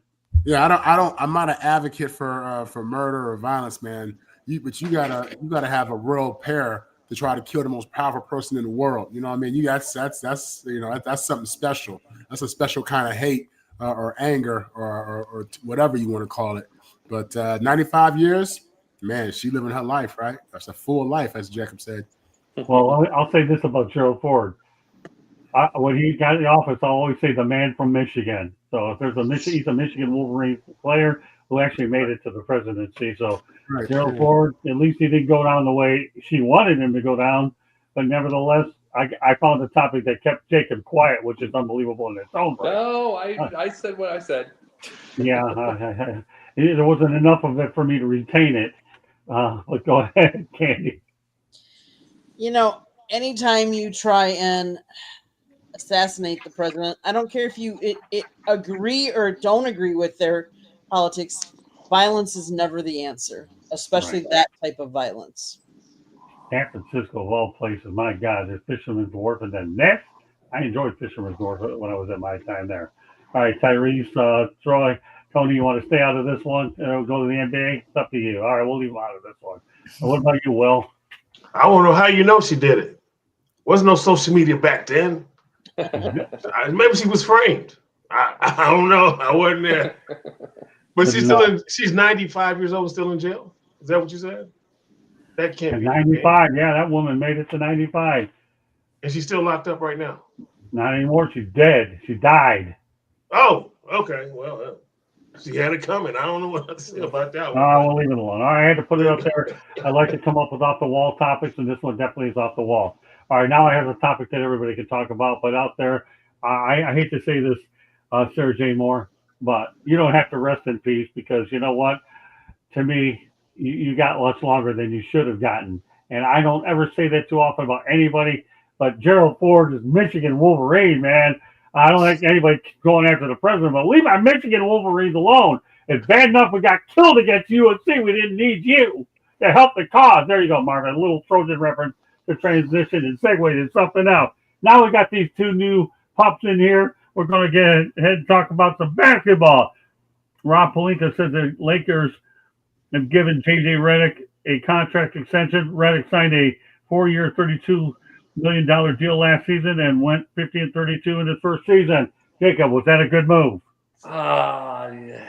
Will it last? That's the thing. Will it last? He really got the job because of LeBron, and LeBron's going to be heading out. So will this last? He's going to have to keep up his. He's going to have to keep up his momentum at this point. Right now, he's got some good help because Luka and Austin Reeves look pretty dang good. So he might be worth it. So we'll see. Marvin? Yeah, I like him. I do. I think he's young. I think he's smart. I think he has his player's perspective, and I think he's had great teachers of the game, and I think he's been a student of this, and I think he's prepared. I think last year he showed it that he can coach. So I think it was good, and I hope that the Lakers do well this year. Andy? Was it a good hire? Yes. Will he be good for the team? That's a media market and an iconic franchise. So you have to be big and you have to be bold and you have to be what's the right word? You have to be a good coach. Like you have to be not. I It'd don't be want. Pat Riley. I don't want to say forceful, but you. I mean, you do. You have to. You have to earn respect, and I think he has the makings to be a good coach. The only thing is I will say is, in today's day and age, there's a short leash, and so I hope he does well though. Okay. Tyrese? I just think is JJ Redick smart in terms of basketball knowledge, yes, but back on the culture aspect, I don't see him building such a longevity as far as like culture and like the level of respect, let's say, that a Phil Jackson had. I don't think we'll see that with JJ Redick, but in terms of getting the young guys to buy into a new system, in terms of, getting a player like Luka Doncic, who's already been through a media storm of, doubt and ridicule, and getting him back to a good player playing weight and, back into his game and figuring out things with like Rory Harshima and, finding a system that these young guys can come in and try to figure out a winning mentality. I think he's done well. Okay, Tony? I'm sorry. I'm watching the Lakers now. I think JJ Conflict of interest when we're on the show. Go ahead, kid. Sorry. I'm high on JJ Redick. I think he's going to be a good coach. I think he's young enough to connect with the players in a way that you have to be able to connect with the players nowadays. But I think having the coaches that he's had before, like Coach K or having the Doc Rivers or stuff, it still connects him with the old school way of when he needs to be hard on his players, he will. So he's just old enough. That's what I like to say about him. I picked JJ Redick to be coach of the year before the season started because I think he's going to have to navigate like a different roster, have to navigate Luka and how that's going to work. And I know that sounds easy, but that's a whole nother offense. And then you got to figure out LeBron with all that as well. And I don't think LA is going to bother him. I don't think like the media of LA will be anything that rattles him. And it can. Good coaches don't always flourish in big markets, but I think JJ, maybe him being in the media before, maybe even him playing in LA, even though with it being with the Clippers, he's ready to navigate that whole process. And I don't think he's fazed by the pressure of the Lakers logo. Yeah, I like the fact that you brought in Doc Rivers and Mike Krzyzewski into the equation. That was a good idea. All right, Will Person. Well, he already kind of weathered my storm. I didn't think he would make it this long, to be very honest. What? Yeah, because LA is all about championships, man. If you're not winning championships, they start pointing that finger. And with LeBron being such a big star, they're not going to point at LeBron because he's still putting up good numbers. So how come they haven't won a championship except for when they were in the bubble? See, LA's one of the places they'll run you out of here real quick. So, but he weathered the storm, and now that we know LeBron's probably on his way out pretty soon, but now they have those other good players coming in that trade they got in last year from Dallas, and and man, they're all playing good now. So I think it was a good. He earned his money. He's earning his money now, and he'll be fine here. All right, so let's shift the narrative to John Wall. Get this: in August, he announces his retirement, and then it didn't take that long. 4 weeks later, after he announced his retirement, for him to say that NBA players. He's opened up about NBA players who thrive despite partying habit. How do you like that? Now you go ahead. Here's a guy that made more money not playing, John Wall. Okay, I've never seen a guy injured collecting more money from more franchises. He retires, and now they end up thriving on partying. I'll tell you, where is this guy, John Wall? My goodness. All right, Jacob, make some sense out of John Wall. Yeah, they've been partying forever. I heard a story the other day about Larry Bird in a club partying once, saying that's him. They partied forever. It's like, this is not news. This ain't news. So it's like the thing about it is John Wall by itself, he was exceptionally overrated because of his injuries, and I agree. exceptionally so. And he just kind of, the thing is, he could have brought this up earlier, but he probably just didn't want the heat. Now he just probably doesn't care. Marvin, yeah, you know what, Jacob, you nailed it. I think he's way overrated, all the way. Yeah, it's really just an unnecessary comment. Listen, who's surprised that, rich athletes, party? This goes back to Babe Ruth, you know what I'm saying? And the stories you heard from that guy. This we're talking about, over 100 years ago, you know what I mean? So go back to the gladiators. I mean, what are we talking about? You know what I mean? So unnecessary. He's looking for attention. And why are you telling these people business, man? Come on. Yeah, I agree with you. Well, we put it out there. It is news, but you can rest assured I don't intend to bring a whole lot of John Wall on this show, but might as well put it out there. And hey, listen, we got to break in Tony and Tyrese some way, right? Okay, go ahead, Candy. Yeah, I mean, he hasn't had that long of a career, like, to really be, like, flashing. Or, I mean, he's done, don't get me wrong, when he first came in, he was all NBA All-Rookie First Team. He's been a 5-time All-Star, but that was back in 14 through 18. What have you done for me lately? Exactly. Okay, Tyrese. I just think you with this current couple months with all these retired basketball players just spilling the beans on everything. I mean, you see it with Gilbert Arenas. Every time he has a platform, he just runs his mouth like diarrhea. So I think, guys that have stepped away from the game, if you're not adding value, if you're not being a mentor, if you're not trying to make the game better, then just, shut your mouth and enjoy your money, in my opinion. Hey, how do you like that, Marvin? Now you get to see Tyrese for the first time. Say what you just said, Tyrese. He just sat there and threw Gilbert Arenas under the bus. And Gilbert Arenas should be the last one criticizing anybody. All he does is walk into Arenas flashing guns. Watch out, Tyrese. That's why you move around on all these different shows. You only have about a handful of topics tonight to get you going here on this show once in a while, but that's a good one. Great stuff, Tyrese. All right, Tony, calm me down with your knowledge. I wish we had checks and balances for athletes on podcasts. I love athletes on podcasts, but I feel like we need more media with them to kind of be like, this ain't the story for today. Because they just get microphones and they're just saying everything until they just any story that comes out because they have to fill the time, and now they're having word diarrhea and they're saying stuff that doesn't matter, but they have to fill the time. They got an hour and a half. They got to talk. Well, Tony, that's most of ESPN. So, I mean, so they're going to do that. Also true. Yes. Okay, well, you got the last word on this. Good stuff. I'll tell you, our new guys aren't doing too bad. What do you think, Marvin?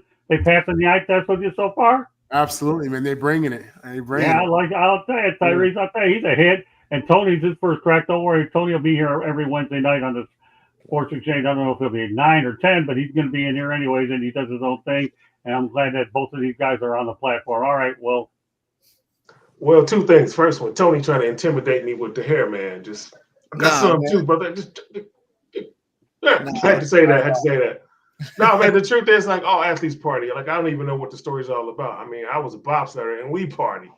I mean, I ain't have their money, but we all party. It's just any athlete that's out there. I have not seen two athletes who didn't party. Remember, I even wrote a book about it. It's just what we do. We all do it, and it's.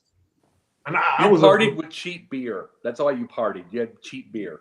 No, I didn't. We didn't do the old cocaine and all that stuff. I was followed by USADA, United States Anti-Doping Agency. No beer. I said beer, just cheap beer. That's what I was saying. No, yeah. Oh, no. All athletes party, man. It's just you hear the story about the Olympic villages, and that's all the time. It don't happen just at Olympic Village. We travel together every week. So I'm just saying, all athletes party. I don't even know what the story's about. It's not that big not big news to me. Yeah, well, John Wall's big news to me, and he ain't going to make this show too many more times. And Jacob, I have a little incentive at the end of the show called Pundit Fun. A few more topics, and you get to say without. You got it. All right, well, let's continue on. Chauncey Billups is the only player in NBA history with a winning record versus Michael Jordan, Kobe Bryant, and LeBron James. That's pretty impressive. I'm not going to talk about what his situation is now. That'll be for a later date. Let's talk about what he's done on the floor. That's pretty impressive, isn't it, Jacob? Who has the winningest record against those three?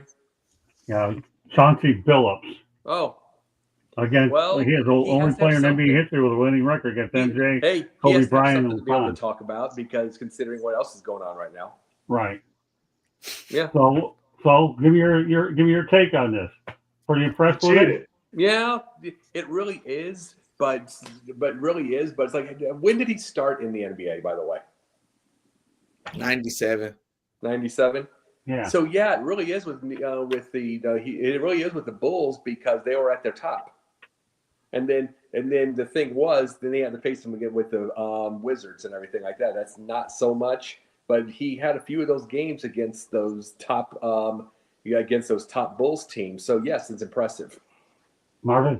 We're talking about Mr. Big Shot, man. I remember watching this guy play. He was a killer. This guy was clutch in a way that you don't see often, and I don't know that he got the respect and the notoriety, but man, Chauncey Billups was an elite player. He was elite in the playoffs. He was elite in the fourth quarter. This guy took the shot. This dude made the shot. It is incredible to think that you're talking about three of the greatest players ever in LeBron, in Kobe, and in Mike, and this dude has a winning record against these guys.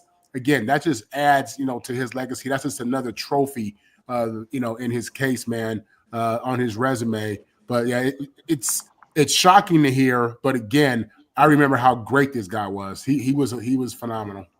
Candy. He played he had a long career. He played the majority of his 17 years he played in Detroit. He won the NBA Finals MVP back in 2004 after beating the Los Angeles Lakers in the final. He's a 5-time NBA All-Star, 3-time All-NBA selection, and 2-time NBA All-Defensive selection. He played for a lot of teams: the Celtics, the Raptors, the Nuggets, the Timberwolves, the Pistons, the Nuggets, the Knicks, the Clippers, and then again the Pistons.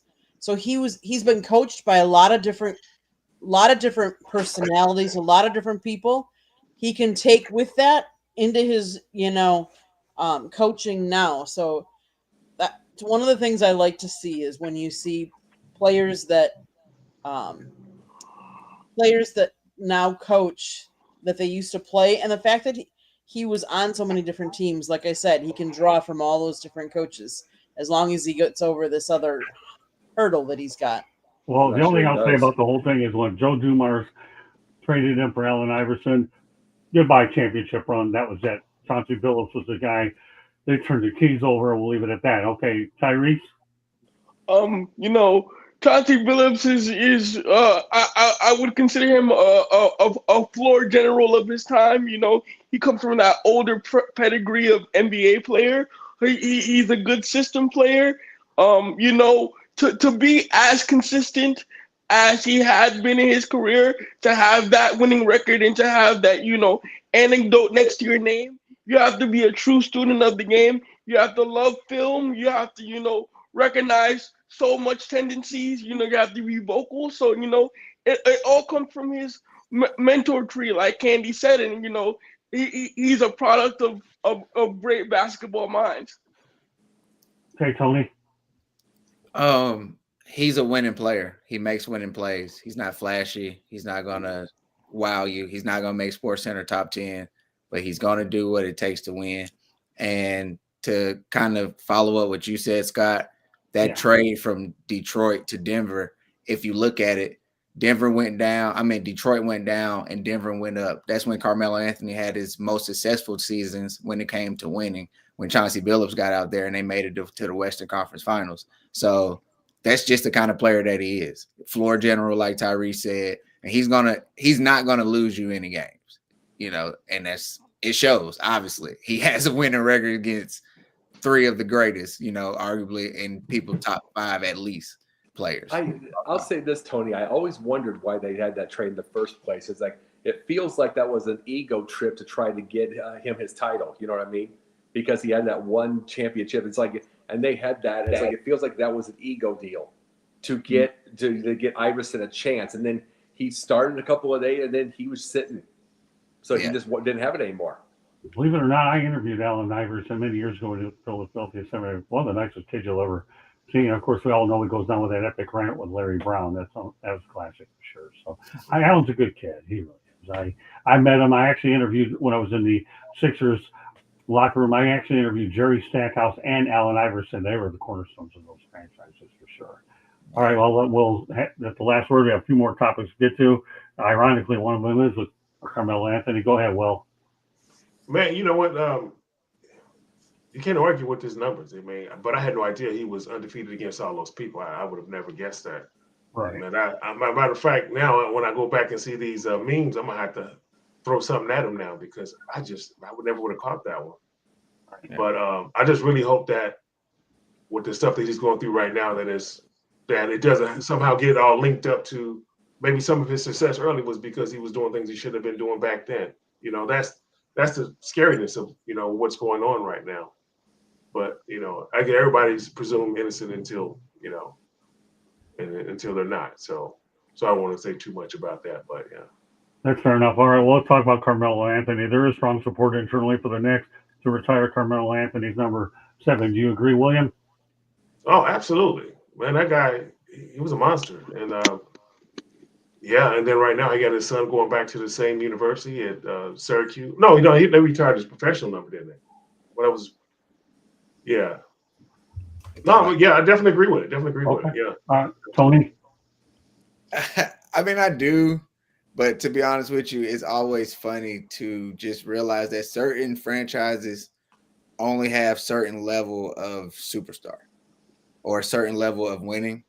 So, I mean, hey, Memphis retired Tony Allen jersey. Melo's done more for the Knicks, so go ahead. Great points all the way around, Tony. Great stop tonight.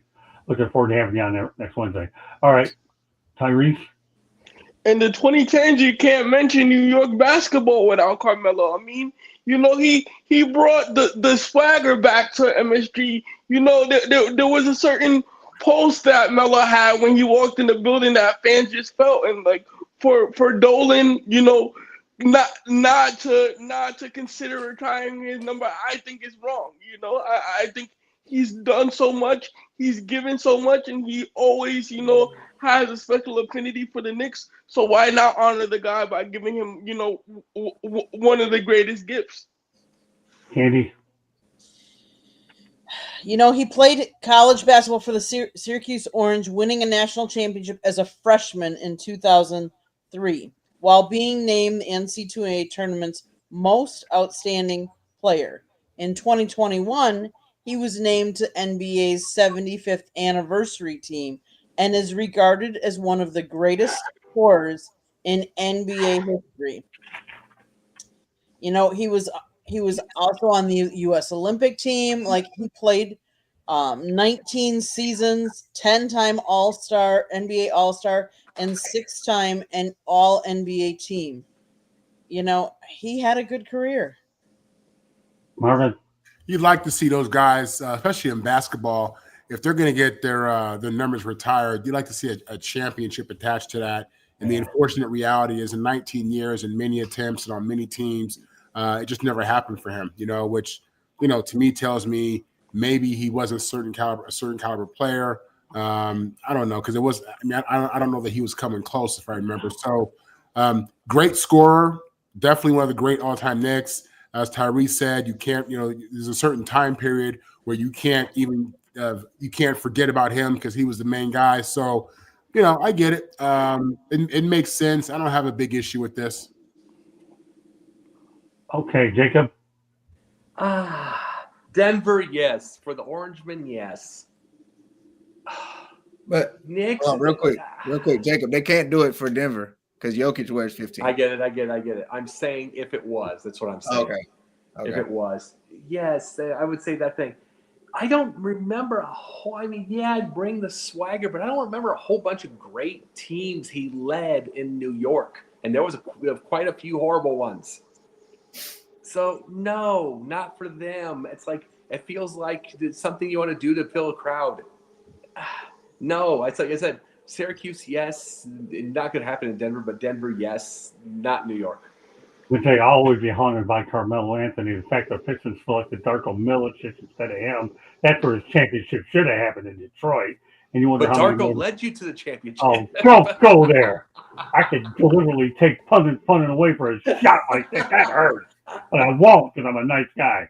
No, he should have been drafted by the Pistons, you sick man.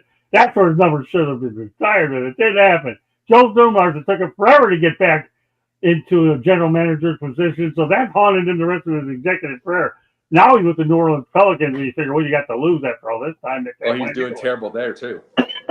Right. So I don't know about New York, although he's a hometown kid. I could see it if they do it. I get it. They haven't had much go there with the Knicks in recent years. They got rid of Tom Thibodeau, which I still think one of these days will be a mistake. But I'd like to see it with New York, but it should have happened in Detroit. I'll leave it at that. Two more topics to get to. LeBron James says he won't extend his career to play with his youngest son, Bryce. I'm not waiting on Bryce, Jacob. Would you? Well, he's already got injuries. You know what I mean? He's already got injuries. It's like, I mean, we got to seriously, why would he do this? It's over. It's over, and he doesn't need to. He went so long without getting hurt, even though he would take breaks, he would do the load management. But he kept away from injuries, and now he's gone for 2 months now or something like that. Right. So he could just keep going, and then you have the Moses Malone situation from years ago, and he stayed way too long and played 2 minutes a game. You don't want that. Marvin? Yeah, I think this guy can keep playing. You know, obviously he's hurt. He's hurt now, but he'll recover and come back. Listen, this guy's playing at an all-star level still. He's putting up real numbers, real minutes. He's still competitive. He's still somebody that you don't want to see in the fourth quarter when, the Lakers have one possession and he has the ball. So, listen, I'd love to see him, play in the whole fantasy of playing with his sons. I'm a LeBron guy, you know what I mean? And I love what he's done with his kids. Obviously, Bronny's a Trojan. He's one of my brothers. So, I got extra love for him.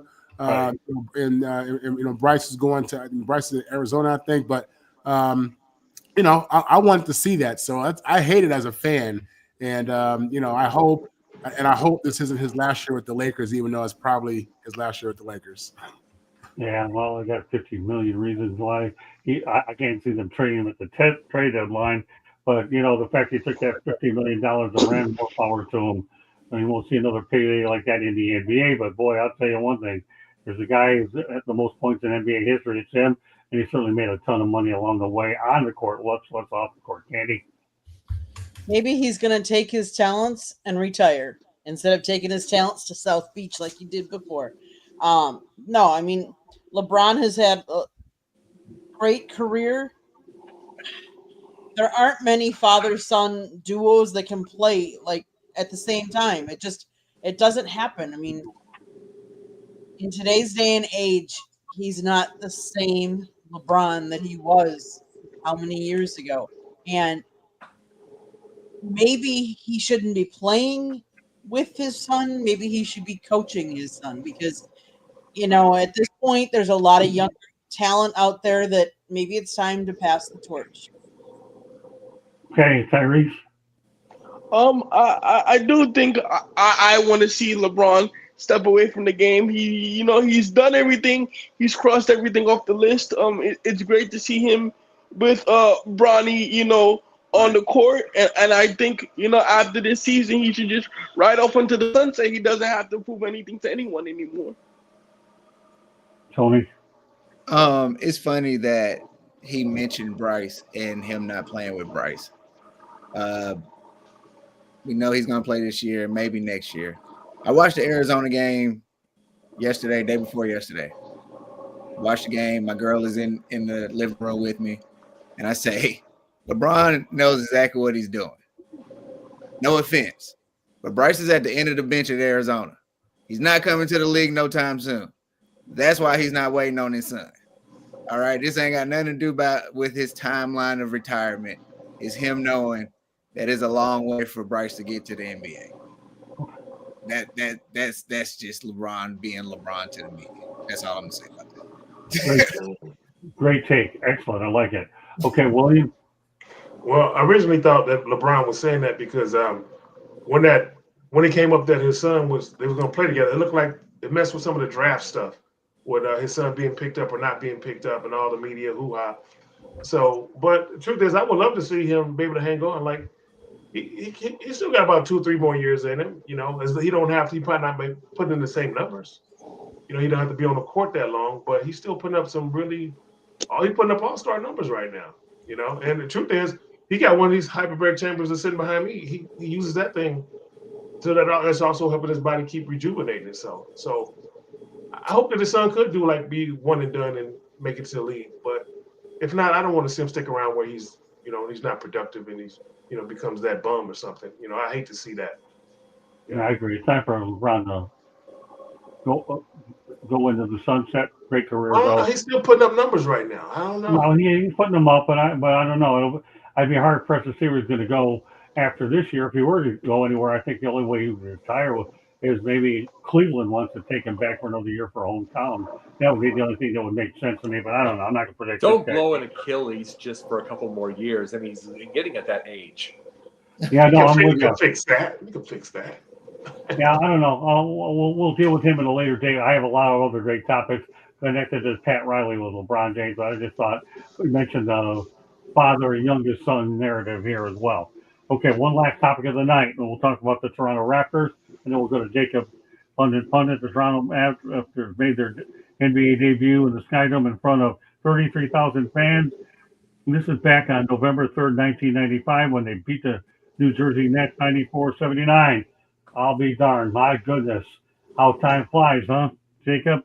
Oh, it shows that even then it reminds me of the Miami Heat when they started and they had like 71 points when they first their first game. So it showed they won their first one. Right. And these guys won their first one, so it showed even then. And now, I mean, that was the amazing thing. They won their first one, probably lost their next 9. But look at it now. I mean, the expansion teams make the whole thing. They make the NBA, they make the finals, regardless of what sport it is. So it's kind of crazy. It's a different world. Yeah, well, unfortunately for the Toronto Maple Leafs, they made the Stanley Cup Finals in 1967. Exactly. The Blue Jays and the Raptors have tasted championship in the Toronto Maple Leafs. Not so fast. All right, Marvin. Yeah, it is surprising they won their first game, but the Nets are trash. They've always been trash. I mean, I don't think they were that good when they played them until about 93. Yeah, so it's great that they won. I don't know if it's, a major accomplishment because, like I said, like Jacob said, they probably lost the next 9. You know who the first general manager of that team was? It's Isaiah Thomas. Yeah. You didn't know that, did you? If I did, I forgot. Well, now you know. Isaiah Thomas was the original Toronto Raptor. Go ahead, Candy, unless she had that research too. Who knows? No, I didn't. What I was going to say is any given team can beat any given team on any given night. And that's why you play the game and you watch it and you enjoy watching, them play the game. 100%. Yeah. All right, Tyrese. The Brooklyn Nets are a franchise where I think a lot of their young talent is suffering. I don't think Jordi Fernandez is the right voice in the locker room. They have no culture in Brooklyn, and every draft year I kind of just scratch my head, at how they're managing their roster. So I mean, I'm happy they got their first win, but I'm not expecting much from them this season. Well, I'm talking about the Toronto Raptors now. Back 30 years ago. I'm not worried about the Brooklyn Nets right now. That'll be for another show. Toronto has definitely, it was a slow build for their reputation, bringing basketball to Canada, and for any team to get their first win, it's definitely a stepping stone, and they've progressed a lot from there. So, yeah, fair enough, Tony.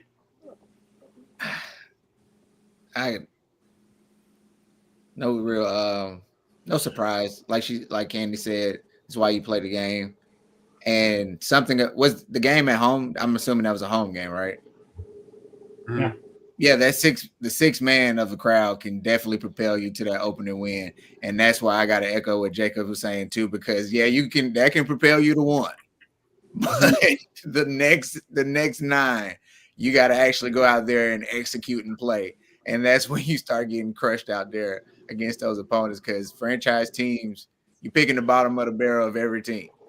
That's what you get. You get the bottom, whatever, like 3. So, but shout out to Toronto. Purple Jurassic Park jerseys, one of the best NBA jerseys of all time. Okay, well, you have the final word on the records, and we're going to fund it, and then the show's over with intro with everybody letting everybody know to get hold of them. And Candy will go ahead and put Will's GoFundMe up one more time on this show. Go ahead, Will. Yeah, what I would say, actually, everybody kind of hinted on it already. You know, one thing about basketball, it only takes one person to get hot to change the game.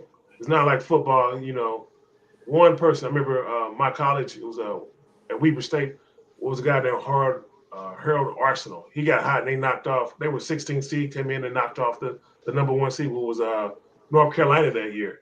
But it would just take one person. That was one of my buddies, man. Just take one person to get hot. So yeah, it's not shocking at all. Yeah. Hey, well, let me point something out to you, Pro.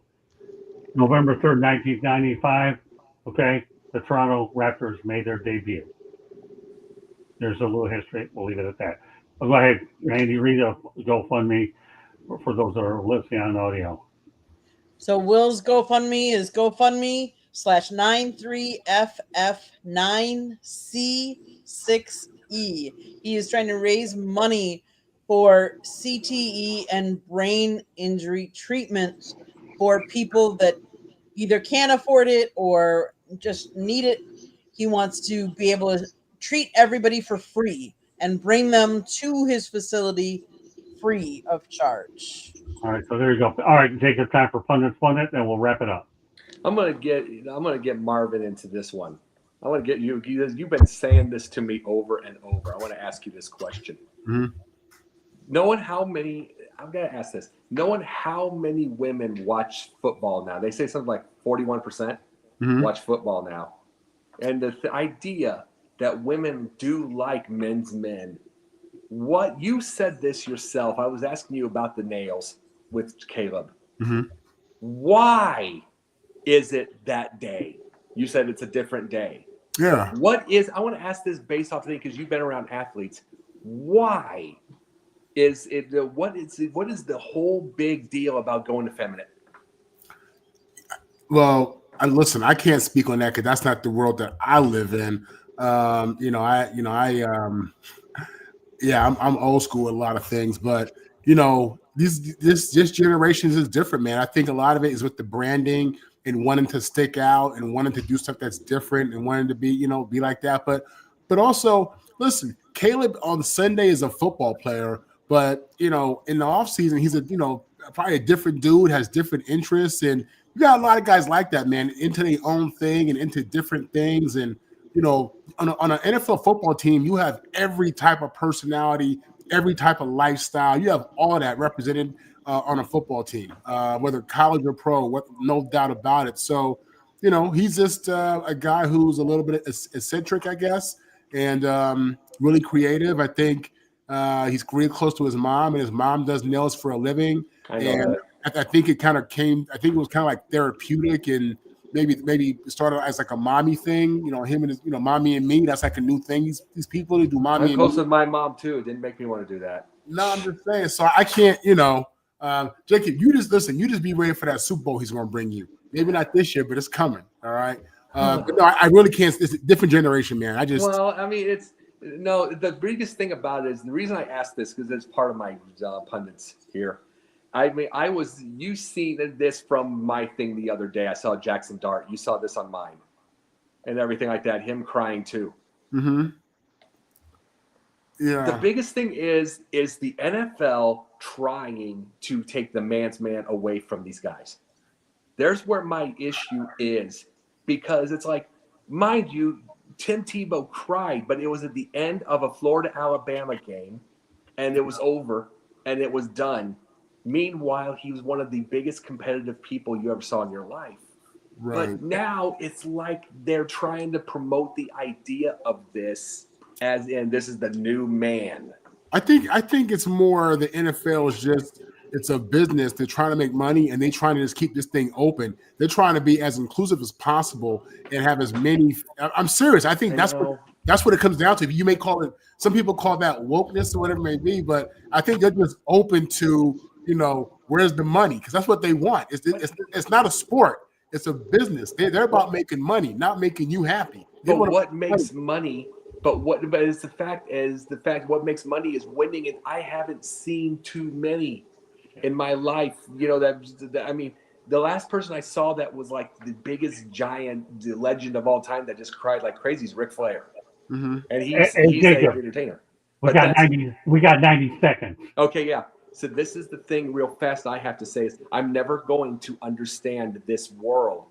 Because who really wins in that situation? That's what I'm asking, Marvin. Who wins at being a crier, being everything, carrying an anxiety doll, doing all that? Can you bring wins like that? I pride myself on being a man's man. So I feel you, man. But like I said, it's a new day, brother. Hey, Jacob, I'll be the first person that dies on there if you don't figure out what the time is here. So that's what it was tonight. I wanted Marvin with me. Now, there you go. I'm glad you did. It's okay. I love your pundit spending, but I'm not looking to join my grandmother yet. I still have a couple more shows left to do and another book to write. Okay. Yeah. All right, Candy, quick station break. Everybody can go out there and say where they're from. Go ahead, Candy. South Florida Tribune Publishing Company published a book, Lessons from the Microphone, Tuning into the Enduring Wisdom of Visionary Leaders. It is written by our host, Scott, the Motor City Madmouth Morganroth. It's available on Amazon, Barnes & Noble, Kindle, Google, and Apple Books. If you like to listen to podcasts, you can find us wherever you get your podcasts. If you want to advertise or sponsor a show, call Scott 954-304-4941. And if you want to be a guest, you can always email us at southfloridatribune@gmail.com. Last but not least, if you see the red subscribe button in the lower right-hand corner, click it like a shares, and then turn on your notifications so you're notified every time we go live. There you go, Scott. Yeah, I taught her how to talk that fast. Okay, Marvin, let everybody know how to get all of you. Yeah, you can catch me at the South Florida Tribune Tuesday evenings, Wednesday morning, Wednesday evening, and we have something coming up on Friday mornings. You can also catch me on Locked On USC Monday and Friday. You can catch me on Twitter, TikTok, Instagram, Marvin on the mic, Facebook, Marvin Powell III. Great stuff. I'm teaching you how to talk fast. I'll tell you, I like all the people learning underneath. I'm learning from Candy. Oh, you and Candy are dynamite. Jacob, that's okay. I love Jacob Christner anyway. Go ahead, Jacob. Be conscious of time real quick. I'm on this show on Wednesdays. I'm on tomorrow as a guest on Ryan Neff's show. I do. I got a couple others. I'm mostly guesting, but then I'm on Monday nights for Sideline Sports for Top Rope Talk. Wednesdays for Confidential, and then I'm on Sideline One Sports. I run that to TikTok. All right, well, person, make it quick. Obviously, we do your show every Wednesday. Go ahead. What else you have to offer? Well, that's it. We do my show here every Wednesday. If you want to find me on social media, I'm One Man with a Chamber. If you have people when your loved ones are struggling with CTE symptoms, reach out to me. I'll help you out. All right, Tony, the new guy out there. Hey, man, Tony, Talking Game, YouTube, Instagram, Talking Game 1, a lot of TikTok clips, Talking Game, episodes every week. I'm here every Wednesday now, South Florida Tribune, every Saturday, 2 Raw for SmackDown, our WWE podcast. Yeah, man. We're glad to have you every Wednesday. You'll be mainly our NBA source, and we'll bring in a little bit on some football as well. Great stuff. Tyrese, go ahead real quick. LinkedIn is just my name, Tyrese Allen Davis. Blue Sky social app is Tyrese Allen 00 at Blue Sky Social. Instagram is _ the think tank.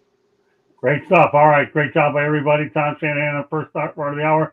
Jacob, Marvin, Candy, William, Tony, great job. Seeing you every week. Tyrese gets at least a couple times a week. He'll definitely get that this week as well. He's going to be on the Country Club. On behalf of this incredible crew, my name is Scott Morganroth, Motor City Madmouth. Thank you for joining us on this edition of the Sports Exchange. We'll bring it back to you next Wednesday night, and we have a lot of great programming left the rest of the week. Take care, everybody, and have yourself a great week. Bye now.